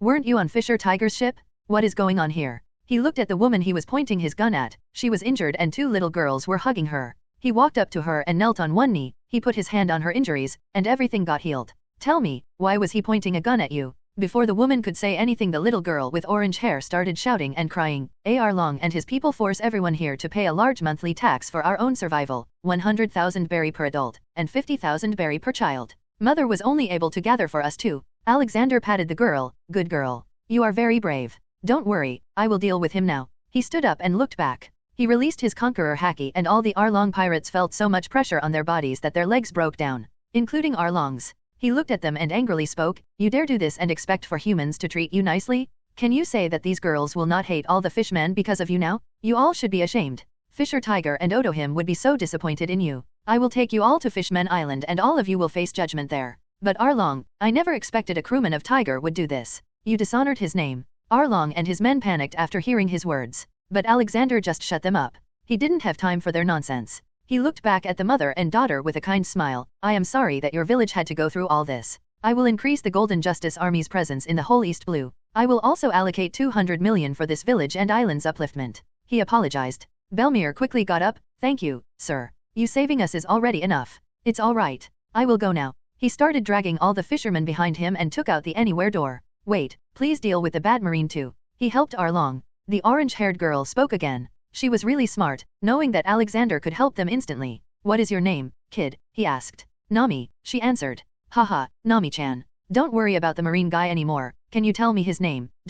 Lieutenant Nezumi. He looks like a rat, she answered. He cast a silent oxyo on the guy. He appeared directly in Alexander's hand. You fool. Take this letter and give this to Sengoku. Lieutenant Nezumi wasn't able to understand what happened before he was also thrown by Alexander towards Marineford. There, no need to worry anymore, Nami-chan, here take these. Take care. He gave her and her sister various books and clothes. Nami quickly picked the one about geography and waved goodbye. Marineford. Garp and Sengoku were sitting in the office. Garp, that boy Ace already has a bounty on his head. What are you going to do about it? Sengoku asked. Boom. Something crashed through the window. It was a man in marine uniform and he was already dead from being thrown with such huge force. God damn it, this was my 60th window glass this year, when is he going to stop? Sengoku raged. Garp, on the other hand, noticed a note tied to the man. Haha, I don't think he ever will stop. Look, this guy was a lieutenant and colluded with Arlong pirated to harass a village and extort money. Well, this does prove that Marines aren't doing the job perfectly and he is doing it for us. Shut up, Garp. He is doing good but his ways are too violent and I now have even more responsibility since Commander-in-Chief suddenly vanished. Ha ha ha, I'm glad I'm still a Vice Admiral. Garp teased him and left the office. God damn it, Sengoku cursed alone in his office and started cleaning up. Fisherman Island. Alexander appeared in front of King Neptune. Ha ha ha, old man has come to visit me. It's time for a grand feast, Jaemon, King Neptune exclaimed seeing him. How are you, big boy? I caught these in East Blue, terrorizing a village and they were about to kill the only mother of 2 little girls of the same age as Shirahoshi-chan. He explained. At the same moment, Fisher Tiger and Odohim came and saw Arlong. Alexander told them everything he found out. Fisher Tiger was enraged hearing that. He went to Arlong and slapped him hard. I knew you had hate in you but this much? After all the queen taught us. Huh, you disbanded the Sun Pirates. I was free to do whatever I wanted to. Arlong growled at Fisher Tiger. Fisher Tiger disappointedly looked at him. I never knew I was raising a snake in my own house. You will be punished according to the law. You killed hundreds of people for no reason. For that, you will get death. Odohim had no words to say. The torment Arlong had caused couldn't be reversed. Shirley would be very disappointed in you. That was all she said and left. Arlong was dragged into prison to be executed in a few hours. Meanwhile, Alexander went to meet little Shirahoshi. Though she was only little in age. Shirahoshi-chan. Shirahoshi came in floating towards him at full speed. Alexander increased his size so she could hug him. Grandpa, I missed you so much. Please take me up there this time. I really want to see the sun and the forest. She was too cute to refuse. My Shirahoshi's wish will be fulfilled. I will take you with me this time, don't worry. She was a very emotionally unstable girl and started crying tears of joy. Alexander has seen her grow from being thumb-sized to this. He really liked her childish behavior and cared for her as his own family. But let's get permission from your father and mother first. Every 4 years, kings and queens gather at Mary Giose for a 7-day conference to discuss current events and debate plans for the future. The matters discussed at the reverie could affect the entire world. But many of the kings and queens visiting were good for nothing and self-centered. The Ryogo kingdom was not allowed to participate this time because of Fisher Tiger burning the Mary Giose. This gave Alexander a chance to officially bring them under him as one of the kingdoms in his organization called the United Kingdoms of the Seas, UKS. Grandpa, is that a jungle? Shirahoshi asked him, pointing to a tree. Haha, that is just a tree, girl. Look over there at that mountain. That is a jungle. He showed her around Fusha village. Whoa, so beautiful, she exclaimed. Shirahoshi had lived her past 10 years inside the palace and had become very emotional. The reason behind such protectiveness was because she was the ancient weapon Poseidon and King Neptune already knew about it. In fact, it was already known by Roger and King Neptune that Neptune's future daughter would be an ancient weapon, courtesy of 3-year-old Xiarli at that time. Alexander found out about her from King Neptune as he wanted to know if Alexander could do something to protect her. So he implanted a small portkey in her arm. If she ever came into life-threatening danger she would automatically get teleported to a safe location. Shirahoshi was very big and it was hard to hide her from so many people in the village to see her, making her feel shy and anxious. Soon she heard a voice, ha ha ha, you must be Neptune's daughter. She looked at the man, do you know my father? Roger nodded, yes, I am a good friend of him. So, why did the princess come here? I just wanted to see the sun and the jungle, she shyly answered. Ha ha ha, good. There are enough jungle and sunlight here. Come to my place for lunch today. You will like it. Roger invited her. What about me, aren't I invited? Alexander chimed in. Of course, you are. You are always invited. As long as you bring a nice bottle of fire whiskey, he cheekily said. Alexander laughed wryly. Ha, kid, I'm telling you, your liver will explode someday from all that overworking. Soon all the kids, Luffy, Lami, Gina, Robin, Sanji, staying until the floating restaurant is made, Frankie, and Sabo came running to them. Behind them, the mature ones followed, namely Rina, Golly, Amy, and Jenny. Alexander expected for Luffy to speak first but instead, it was Rina. She shouted seeing Shirahoshi. Fish? Will it be tasty? She wondered. Just beside her, Golly's eyes became starry and her mouth salivated. Shirahoshi got really scared and tried to hide behind Alexander. Sai bam bam. Both received a hard knock on their heads. Don't scare her, you two. She may look big but she is just 10. Ha ha ha, we were just kidding. They clarified. But Alexander doubted that Golly was kidding. Her facial expressions were too real. Just then Alexander heard another loud voice, fish. He looked behind and Luffy had launched himself towards Shirahoshi like a hungry predator. He quickly caught him and gave him a fist of love. Luffy, you dumb kid, didn't you read about Fishmen in your school books? She is the princess of Ryogo Kingdom, be respectful to her, he lessoned him. But Luffy suddenly puffed his chest out. Haha, nice to meet you, princess, I will become the pirate king someday. Bam. I told you to stop saying that. Being called a pirate king is not a good thing. Alexander again lessoned him. Behind him, Roger nodded at his words. Ha ha ha ha, you all are so funny. Shirahoshi's laughter interrupted everyone. Amy quickly approached her and struck up a friendship. She was always the smart one in the group. Okay, kids. Show our guests the jungle. Amy, lead the group. He told them. Soon they dragged Shirahoshi with them. Alexander looked at Roger, ready for the meeting. Yay, let's go. I want to hear what your plan is and there will also be free drinks so I am more excited, he said. Alexander facepalmed himself. You and Ragnarok would make best buddies. Haha, we already are. He hangs out in my bar a lot these days. Roger confirmed Alexander's doubts. The meeting was a secret occurrence. All the top leaders of the Golden Justice Army would be present there, though most of them were Alexander's people. They gathered at an underground base on Dawn Island. Joachim, aka Blue Fang, was the current overall overseer of the entire military. Brian was overseeing the money management and Connor was handling the spy network. Ragnarok was not given major responsibility except to sit as an emergency backup if their forces required it at any given time. Joining the meeting were Roger and Kong. Though nobody knew Roger's real identity. I will keep this short. I want to take over the whole first half of the Grand Line, East Blue, and South Blue. East Blue is mostly covered and South Blue will soon be under us too. What's left is the Grand Line. Mainly Paradise. I want to cover all this so we can focus on the more messy part of the world. As we know, the most pirate-infested area is the New World. Not to mention, the legendary One Piece is there. So, we will be discussing ways to take over Paradise as soon as possible. He finished speaking. The first to speak was Dobby. Thanks to Hats, we were able to get the whole calendar for the upcoming reverie. We know which kingdom will head to marry Giose and when. But forcing ourselves on them would be counterproductive. What we need is to win the favor of the people. The rulers can be easily swapped, people can't. So I recommend you don't mess with reverie for now, maybe in the next one. And besides, only 50 kingdoms out of 170 are a part of it. We still need to focus on others. Maybe I can get in contact with the Revolutionary Army. I know Dragon very well, he will help. Kong chimed in. Alexander shockingly looked at him. What? But weren't you the commander-in-chief of the world government? You were just one rank below the 4 elders. Kong smirked and started, they had kidnapped my family, so of course I would be against them. How do you think the Revolutionary Army got so big in such a short time? I could not openly support them, but I kept the Marines away from them. Alexander was amazed with this news. I had no idea Dragon had his reach in such a high place. But sadly, we cannot become their friends. The Revolutionary Army has a very bad reputation and it will take a lot of time to get it back up. Associating with them will tarnish our reputation too. We can kill all the pirates in the world, but what good would it be if people don't listen to us and continue being lawless? Alexander knew that the world he was in would not be easy to manage. Because unlike the normal Earth or even Planetos, this planet didn't have big continents except the Red Line. The world was too scattered, which made it hard to keep everything in check. Even the world government doesn't have full control over the world even after 800 years. Let's increase our presence in all the islands and help people. We don't lack money, food, or resources, so we have nothing to worry about. And I had an idea about where I want to open our headquarters. Queen Otohim has been going around in the Fishmen Island getting signatures of people, asking if they would like to move to the surface. And she has gotten 90% people to agree. She wanted to go to Mary Giose to get permission from the world government, but the Ryogo Kingdom has been denied this time. So, I say, I make another island a few miles away from Dawn Island and give it to them. Fishman Island will still be their territory, but the Golden Justice Army and the United Kingdoms of Seas will have their headquarters there. We will also have a good way to cross the Red Line then, he proposed.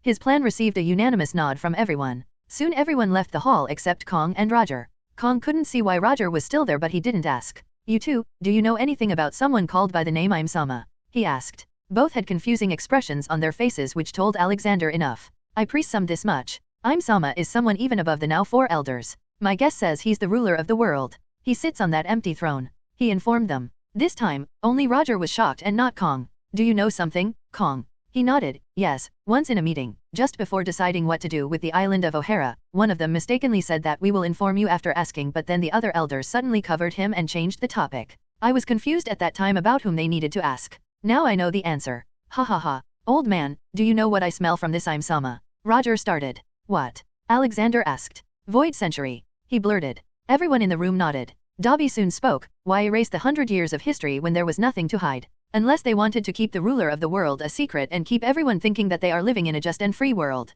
Taking into account that nearly all the kings and queens and their families that joined together to form the 20 Kingdom Alliance were invited to live in Mary Giose, leaving no way for them to threaten this I'm Sama by revealing his identity in future. Yeah, you are right, Dobby. Poseidon has been born. We just need to find the 2 other ancient weapons and read whatever is in the true One Piece. Alexander said. He had already tried to Oxio them but nothing happened, so he was more interested in it now. Okay, let's get to work now. I gotta leave for the Germa Kingdom. They have been creating too much trouble for everyone. They even attacked a kingdom under our protection in the East Blue. He got up to leave. Kong stopped him. There's a guy named Vegapunk in Karakuri Island. I recommend you get him. The world government is after him and trying to recruit him. He is supposed to be the smartest man in the world. Though a good thing for us, he has a good moral compass. Alexander appreciated his input. All right, I'll check up on him. Alexander went straight to Karakuri Island. It was an island in paradise and future country Baltimore resided on it. The country specializes in advanced technology, such as cyborgs and mechanical structures. As such, it is hailed as the future country and the birthplace of the geniuses. Alexander flew over the country and was mesmerized by it. For the first time, he felt like he was not in some backward world. There were lights everywhere and most of the people were wearing lab coats. He went straight to the marine base there, and as per the standard procedure, those with heinous crimes were sent to Sengoku in a priority air shipment. The rest were given a ship to leave the island. Inside the marine office, he found many documents related to Vegapunk. Apparently, the world government valued him so much that all his life's various projects, even the incomplete ones, were considered mankind's treasure, and so the marine was protecting it. He also found the address of Vegapunk's lab and headed directly to it. It was inside one of the 2 tallest mountains on the island, and for some strange reason, the mountain top had giant screws mounted on it. He only saw one opening on the side of the mountain and entered it. He quickly received a welcome from dozens of mecha pointing their guns at him. Intruder, intruder, intrad. The alarm started to ring loudly. Haha, interesting. He used wizard magic to quickly stop the robots. Come out, Vegapunk. I know you are seeing me through the cameras. With a loud sound, a wall slid open on the side. Alexander entered it and came to a huge opening. There were some couches set up, so he just went there and sat down. Soon Vegapunk came. He was a very tall elderly man with an easygoing air around him. Though the man was covered with metal enhancements all over his body. What can I do for the world's strongest being? He greeted him with the question. Haha, you know, I'm something of a scientist myself. Since the world government was after you, I thought, why don't I try it too? Alexander answered. And? Are you going to kidnap me? He asked. Why would I do that? I don't need your weapons or anything. I just want to keep you away from Marines so you don't make weapons for them, he blurted. But if I join the Marines, they will fund all my projects. Why should I go with you? Vegapunk inquired. Seriously? Do you want to be on the losing side? Besides, I am much richer and better resource-packed than the world government. I also have a huge cache of devil fruits just lying there. I want you to research them. I have already found out how they work, but I want you to find a way to extract devil fruit ability from someone. He explained. Vegapunk was always interested in researching the devil fruits, but getting a hold of them was really hard. It was also publicly known that Alexander had taken away all of the devil fruits that were in custody in the Marines, plus Alexander had already done the research. But I want funding for more projects. I want to make cyborgs and robots. He demanded. Sure, that can be easily done. I can bring this whole mountain to the new location for you. I will also bring this island under my protection so the world government will never be able to harm anyone here. He proposed. Alexander knew that Vegapunk was caring towards his birthplace and helped people. Vegapunk was really happy with the deal. Nice, so when are we leaving? Right now, my right-hand man will come and shrink this mountain and set it up in the Goa Kingdom. Meanwhile, I want you to come with me to the Germa Kingdom. They are creating too much instability across the whole new world. Not to mention, he did experiments on his own children by changing their lineage factor, something you and Vinsmoke discovered together. He told him. Vegapunk sadly nodded. His ambitions were too big and cruel for me. I was just a man of science and he wanted to use science for war, which was the reason why I broke our partnership. I can't believe he was experimenting with his own kids. And nearly succeeded. All his 4 out of 5 children were successfully enhanced. But the last one sadly went through hell. He then told him the story of Sanji while they locked up his lab. Sigh. Okay, how are we going? He asked. We will teleport. Now, I have 2 ways to do that. One is a magical way and the other is technological. Which do you want to see? Alexander questioned.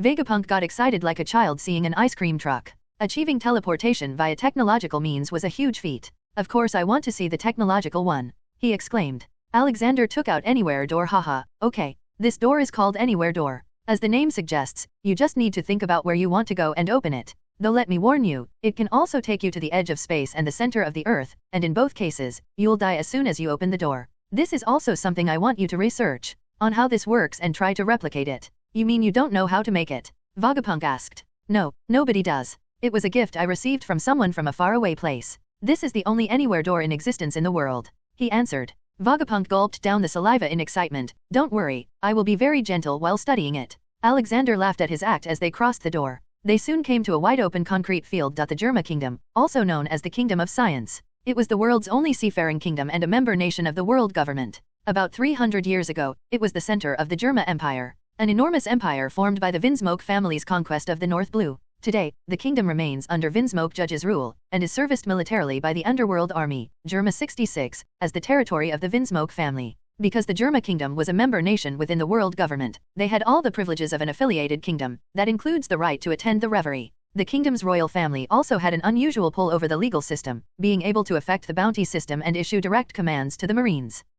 Sanji said his sister is a good person and acted mean to him as a show to not get bullied. I need to save that poor girl, he thought. So, what's the plan? Vegapunk asked. First, we will get to their data center and copy all their scientific data and then erase it all, he said and started walking straight to the big building ahead. Wait, they will see us. Vegapunk loudly whispered.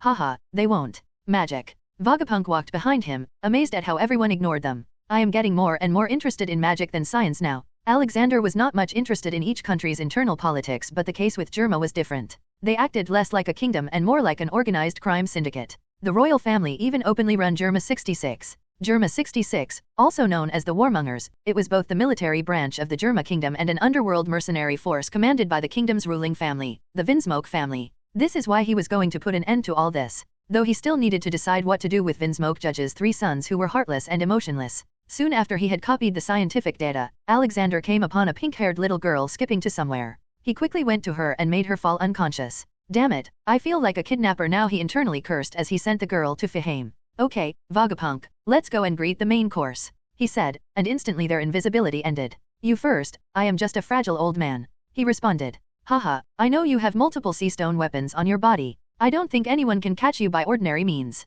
Alexander laughed and headed to the throne room. It was one of the largest rooms in the castle, which was prominently adorned with militaristic decor, including a large spread-winged bird behind the royal throne itself. Alexander opened the door, making a lot of noise. Reiju, why did it take you so long to go? Vinsmoke Judge loudly spoke from his seat on the high platform. But he soon realized that it was not his daughter. Silence ensued in the hall as everyone instantly recognized Alexander. He was categorized as the most dangerous man in the world after all. Hello, there. King of Germa. I heard you're being a naughty boy. Alexander greeted and also checked his sins. Vinsmoke Judge, Category 4. Murder, 220,779. Indirect murder, 120,876. Slavery, 250,543. R*P, 8. Experimenting on kids, 15. Sin percentage, 75%. Alexander wasn't surprised by that. The man ran an underground criminal organization. Why have you come here? He asked. You attacked an island in the East Blue not long ago. It was under my protection and you still did it. That makes you and me enemies. He blurted. However, all of a sudden his three little sons jumped from their seats and quickly attacked him with their weird technological enhancements. He stopped them all with just one finger. Kids, sit down. I don't know what gave you this much confidence, but it is misplaced. Alexander then instantly appeared beside Judge and punched him in the face. This is what you get for attacking my people. All the guards got alerted and tried to come to the rescue, but Alexander just used Conqueror Haki and made them faint, including the three kids. He looked at the soldiers and most of them were similar looking, proving that they all were clones. You have pushed it too far. You faked your own son's death. A small, sweet 9-year-old child. The death of his mother is also on you. You did experiments in children, which is an even worse crime. According to the laws of heaven, you will now die and will always live in hell with no chance of reincarnation. He put his palm on Judge's face and out of nowhere flames came out of his palm. They went straight into Judge's mouth, making him scream loudly. He was also experiencing time torture in which he went through everything Sanji went through, but it was amplified by 1,000,000 times. After a while, he was turned to ashes. Alexander then quickly looked back at the three boys. He thought about what to do with them and finally came up with a plan. He looked back at Vegapunk. These boys will be your bodyguards from now on, Vegapunk. I will give them empathy ability before that, he declared. The Germa kingdom was not an island but various huge pieces of concrete built on giant snails. So Alexander just destroyed all the artificial land and freed all the snails to do whatever they wanted. The people were relocated to various islands and the clone army of Germa were inducted into the Golden Justice Army after they all signed magical binding contracts. We're done here, Vegapunk. I will send you to your lab. It has been set up, he said and took out the anywhere door and sent him back. He didn't go because he sensed someone coming towards him. At a very fast speed. Pop.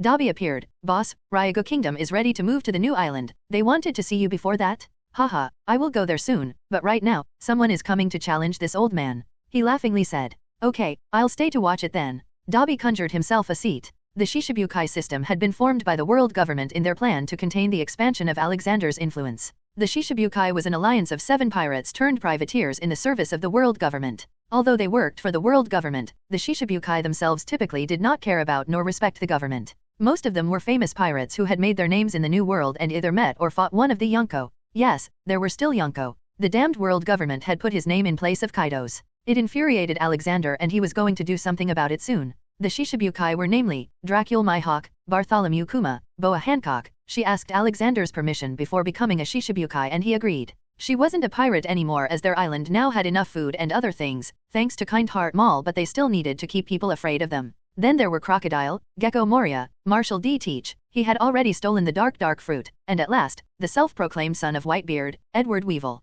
Alexander put down the newspaper and saw at a distance in the sea, a small boat with a mast in the shape of a cross was coming towards him. Haha, finally he got up with a smile. Dracule Hawkeye's Mihawk was a world-famous pirate who currently held the title of strongest swordsman in the world. He was one of the Shishibukai, in fact, he was the first one to be revealed and formally introduced to the world. Haha, you lost, kid. Alexander spoke first. Greetings, just wanted to see the strongest man in the world. And maybe cross swords with him. I've heard you use one sometimes. Mihawk greeted. Haha, yes, I do have a sword, but I never get to use it as most of the people go down just fine with my fist. He answered. His height was towering as compared to Mihawk, who was a normal 6.6 feet sized human. Then care to entertain me with a fight? Mihawk asked. Alexander smiled and his Dragon Slayer sword materialized in his hand. Ha ha ha, I will not use my full strength, so you don't have to worry about your sword breaking up. Alexander's words were boisterous, but Mihawk knew that they were probably true, as it was common knowledge now that Alexander had slain many celestial dragon, and doing that and still surviving needed a lot of guts and power.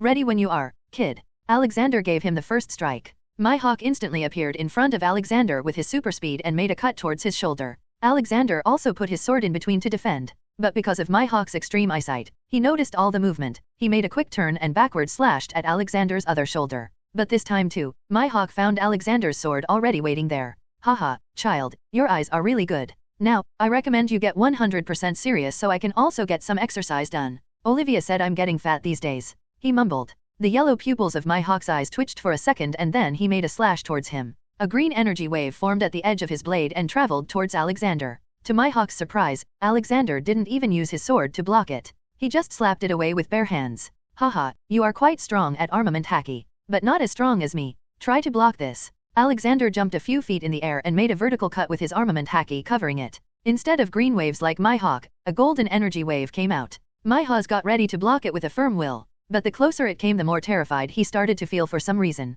Then it finally connected with his sword. He wasn't even able to decrease its speed and got dragged with it. He used all the strength he could muster but nothing helped. Seeing that he would die if he didn't move, he sidestepped. The golden vertical energy waves fell into the sea and finally, Mihawk realized the might of that attack when he saw its effect. The sea got split in two till the bottom, which was 10,000 meters deep. Soon the miles-long crack in the sea started filling up, creating many whirlpools. He looked at Alexander with admiration and respect. You are every bit as strong as the rumors say. In fact, I'd say you are much stronger than that. Haha, and I'd say you are stronger than I expected. You are already at the Yonko level, why did you become a Shishibukai? Alexander asked. Sigh, I didn't choose to be that. My father forced it upon me. Mihawk answered, confusing Alexander. Alexander asked him who his father is with a raised eyebrow and sure enough, Mihawk's answer shocked him. My father is one of the 5 elders. Was one of the 5 elders. You killed him not long ago. Goddamn, Dobby exclaimed from the sidelines. Alexander coughed, ahem, I am sorry for your loss. I had no other choice but to kill one of them to teach them a lesson.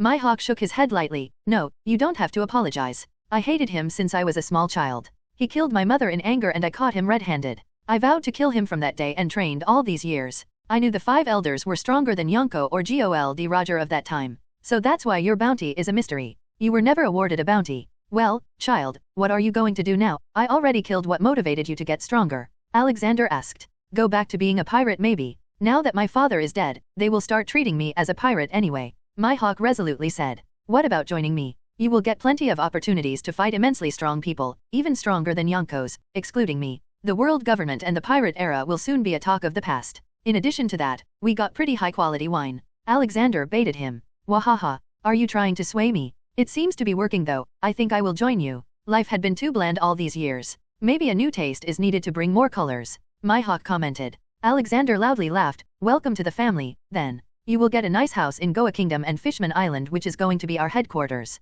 You will be in the top brass, on the same level as Dobby and Kong. Kong works for you? Mihawk amusingly asked. Ah, yeah, he does. The 5 elders held his family hostage to keep him in line all these years. I saved them and Kong came to my camp. He revealed. You are already so strong to take over, why are you still waiting then? Mihawk questioned. Mihawk, did you know a person named Imsama sits above the 5 elders as the king of the world? He rules everything from the shadows. And all the secrets about him are in One Piece. For opening One Piece I need all the 3 ancient weapons. I got one, the search is ongoing for the others. He explained the whole situation to him. Mihawk was hit with many realizations that day, so this is why Gold Roger decided to just give up as he had no way to truly get hands on the One Piece and left it all for the future generation. It was commonly known that Gold Roger was hit with a life-threatening sickness at the end of his days, so even if the world government had not killed him he would still have died. Yeah, that's pretty much it. Alexander agreed. Though he didn't tell him that Roger was alive. It was a secret that was on him to decide with whom he wanted to share it. Alexander then handed him a log pose. It will lead you to Dun Island. See you later, kid. He flew in the air with Dobby and started to leave. But Alexander saw a huge ship with whale face heading towards him at the horizon and stopped. Whitebeard, he was currently the Yonko with the highest bounty. He was also considered the strongest of them as well. And after fighting Gold Roger as an equal and his death, he was hailed as the strongest man in the world. Though that changed when Alexander killed Kaido with a single strike while maintaining a pose for the camera. He was an old man and had also somehow contracted that damn disease. He had gone bald. But that was all secondary because he had his children and his family nearby. Something that he had dreamt of having after his home country, Sphinx, became too poor to be a member nation of the world government. Newgate became an orphan like many other kids. He then became a pirate at an early age and supported his village with the money and resources he gained. He still supported and protected his village. But today, his visit to his village was interrupted with a loud sound, and one in particular that shook the whole island he was standing on. The last I remember, only I had an ability like tremor fruit, he thought. So, he and his children got back on the ship to see who was creating trouble in their territory. Pops, the doctor told you to stop drinking. A voice reprimanded Whitebeard, but he only laughed. Gururera. Ace, a true man should follow his heart, no matter what. He said and downed another bowl of wine. Suddenly another laughter started reverberating in the air and everyone looked up at the sky. Ha ha ha, I like your thinking, kid. Alexander boomed. He was probably the only man in the world who could call Whitebeard a kid. Nice seeing you again, Ace-chan. Your mama has been worried about you all this time. he added and slowly hovered down to the deck of the ship. The people on the ship tensed up as Alexander was an enigma. No one knew when and what he would do something. Sometimes he acted like Marines and sometimes pirates, and sometimes Revolutionary Army. They didn't know if Whitebeard was his target. Alexander walked up to Ace and knocked on his head. Boy, no matter how much you run, you can't get away from my fist of love. Now go and write a letter to your mother. I'll give it to her. He then looked around at everyone's tense faces. Ha ha ha, what's the problem, everyone? I didn't come here to fight. I was just having a friendly spar with Mihawk after destroying the Germa kingdom. Everyone's eyes popped out and jaws fell on his normalization of such big events. Gururera, who won? Whitebeard asked from his big throne. Alexander was 13 feet tall and Whitebeard was 20 feet, so Alexander also increased his size and became 20.1 feet tall as he didn't feel good being shorter than him. But Alexander also noticed various patches and medical equipment connected to his body. Of course I won. Mihawk also joined my Golden Justice Army now, he blurted. Truly, the strongest man alive. Roger told me about you, that you are not like other Marines. Now look, so many celestial dragons are dead and you are personally leading the world's strongest anti-government force. Whitebeard praised. Alexander also conjured himself a nice chair and sat down. Boy, you are too young to praise me. I remember you, Roger and Garp being newbies when I was already a veteran. Now, let's grab a drink. Whitebeard was always a sucker for good wine. He took out the huge barrel of fire whiskey. Whitebeard smelled it and exclaimed, haha, this is the highest quality stuff I have ever smelled. What is this called? This is my own home-brewed fire whiskey. He replied and poured for both of them. But then Ace came and handed him a letter. Alexander took it and blatantly opened it. Ace-chan, this won't do. You need to write I love you at the end. And why haven't you mentioned Robbie? He basically changed your diapers when you were just a poop factory. Go and write another one. Everyone chuckled at Ace being treated like a small child and Ace also diligently obeying. Alexander then waved his hand and barrels upon barrels appeared on the deck. Why are you standing, boys? Pour yourself some too. Today's treat is on me. Soon the mood on the ship turned into a big party. Alexander also looked at Whitebeard's sins. Edward Newgate, Category 2. Murder, 6,000. Indirect murder, 230,000. Saved, 22,789,655. Donated money, 3,967,456,788 berries, lifetime. Sin percentage, 45%, reduced from 56%. Haha, and he's labeled a pirate. I see you have made Roger's son your own. Don't know if he'd be happy or sad if he knew this. Alexander commented. Ah, Roger was a good man. He was my rival but a respectable man. He had told me once, a child shouldn't be blamed for their parents' deeds. I'm just following that. And look, my family became so big slowly. Whitebeard answered. Ha, yeah, you do have some good kids. I've got many kids too. Alexander boasted. Oh, how many? Whitebeard asked. I don't know, maybe thousands. Alexander confusedly said. He considered everyone in Fahame and his closest people except Olivia, Dobby, and Ragnarok his children. Damn, you even left Big Mom behind by a huge margin. Whitebeard made a horrified face. Wait, you are taking it wrong. Only one of them is my biological child. All the others are adopted, though I see them all as just the same. He clarified. Ha ha ha, should have said that earlier, old man. By the way, how are you still looking the same as 20 years ago? What happened to growing old and dying? He asked. I guess I'm just blessed. I don't feel old at all. Alexander answered by stretching his arms a bit. Sigh yes, blessed you may be. He responded. You know, the disease you have is curable, Alexander stated out of the blue. Everyone that was interested in their talking and secretly listening had their brows lifted up. Especially the 1st Division commander, Marco. He was the right-hand man of Whitebeard and knew about his grave illness. Really, old man?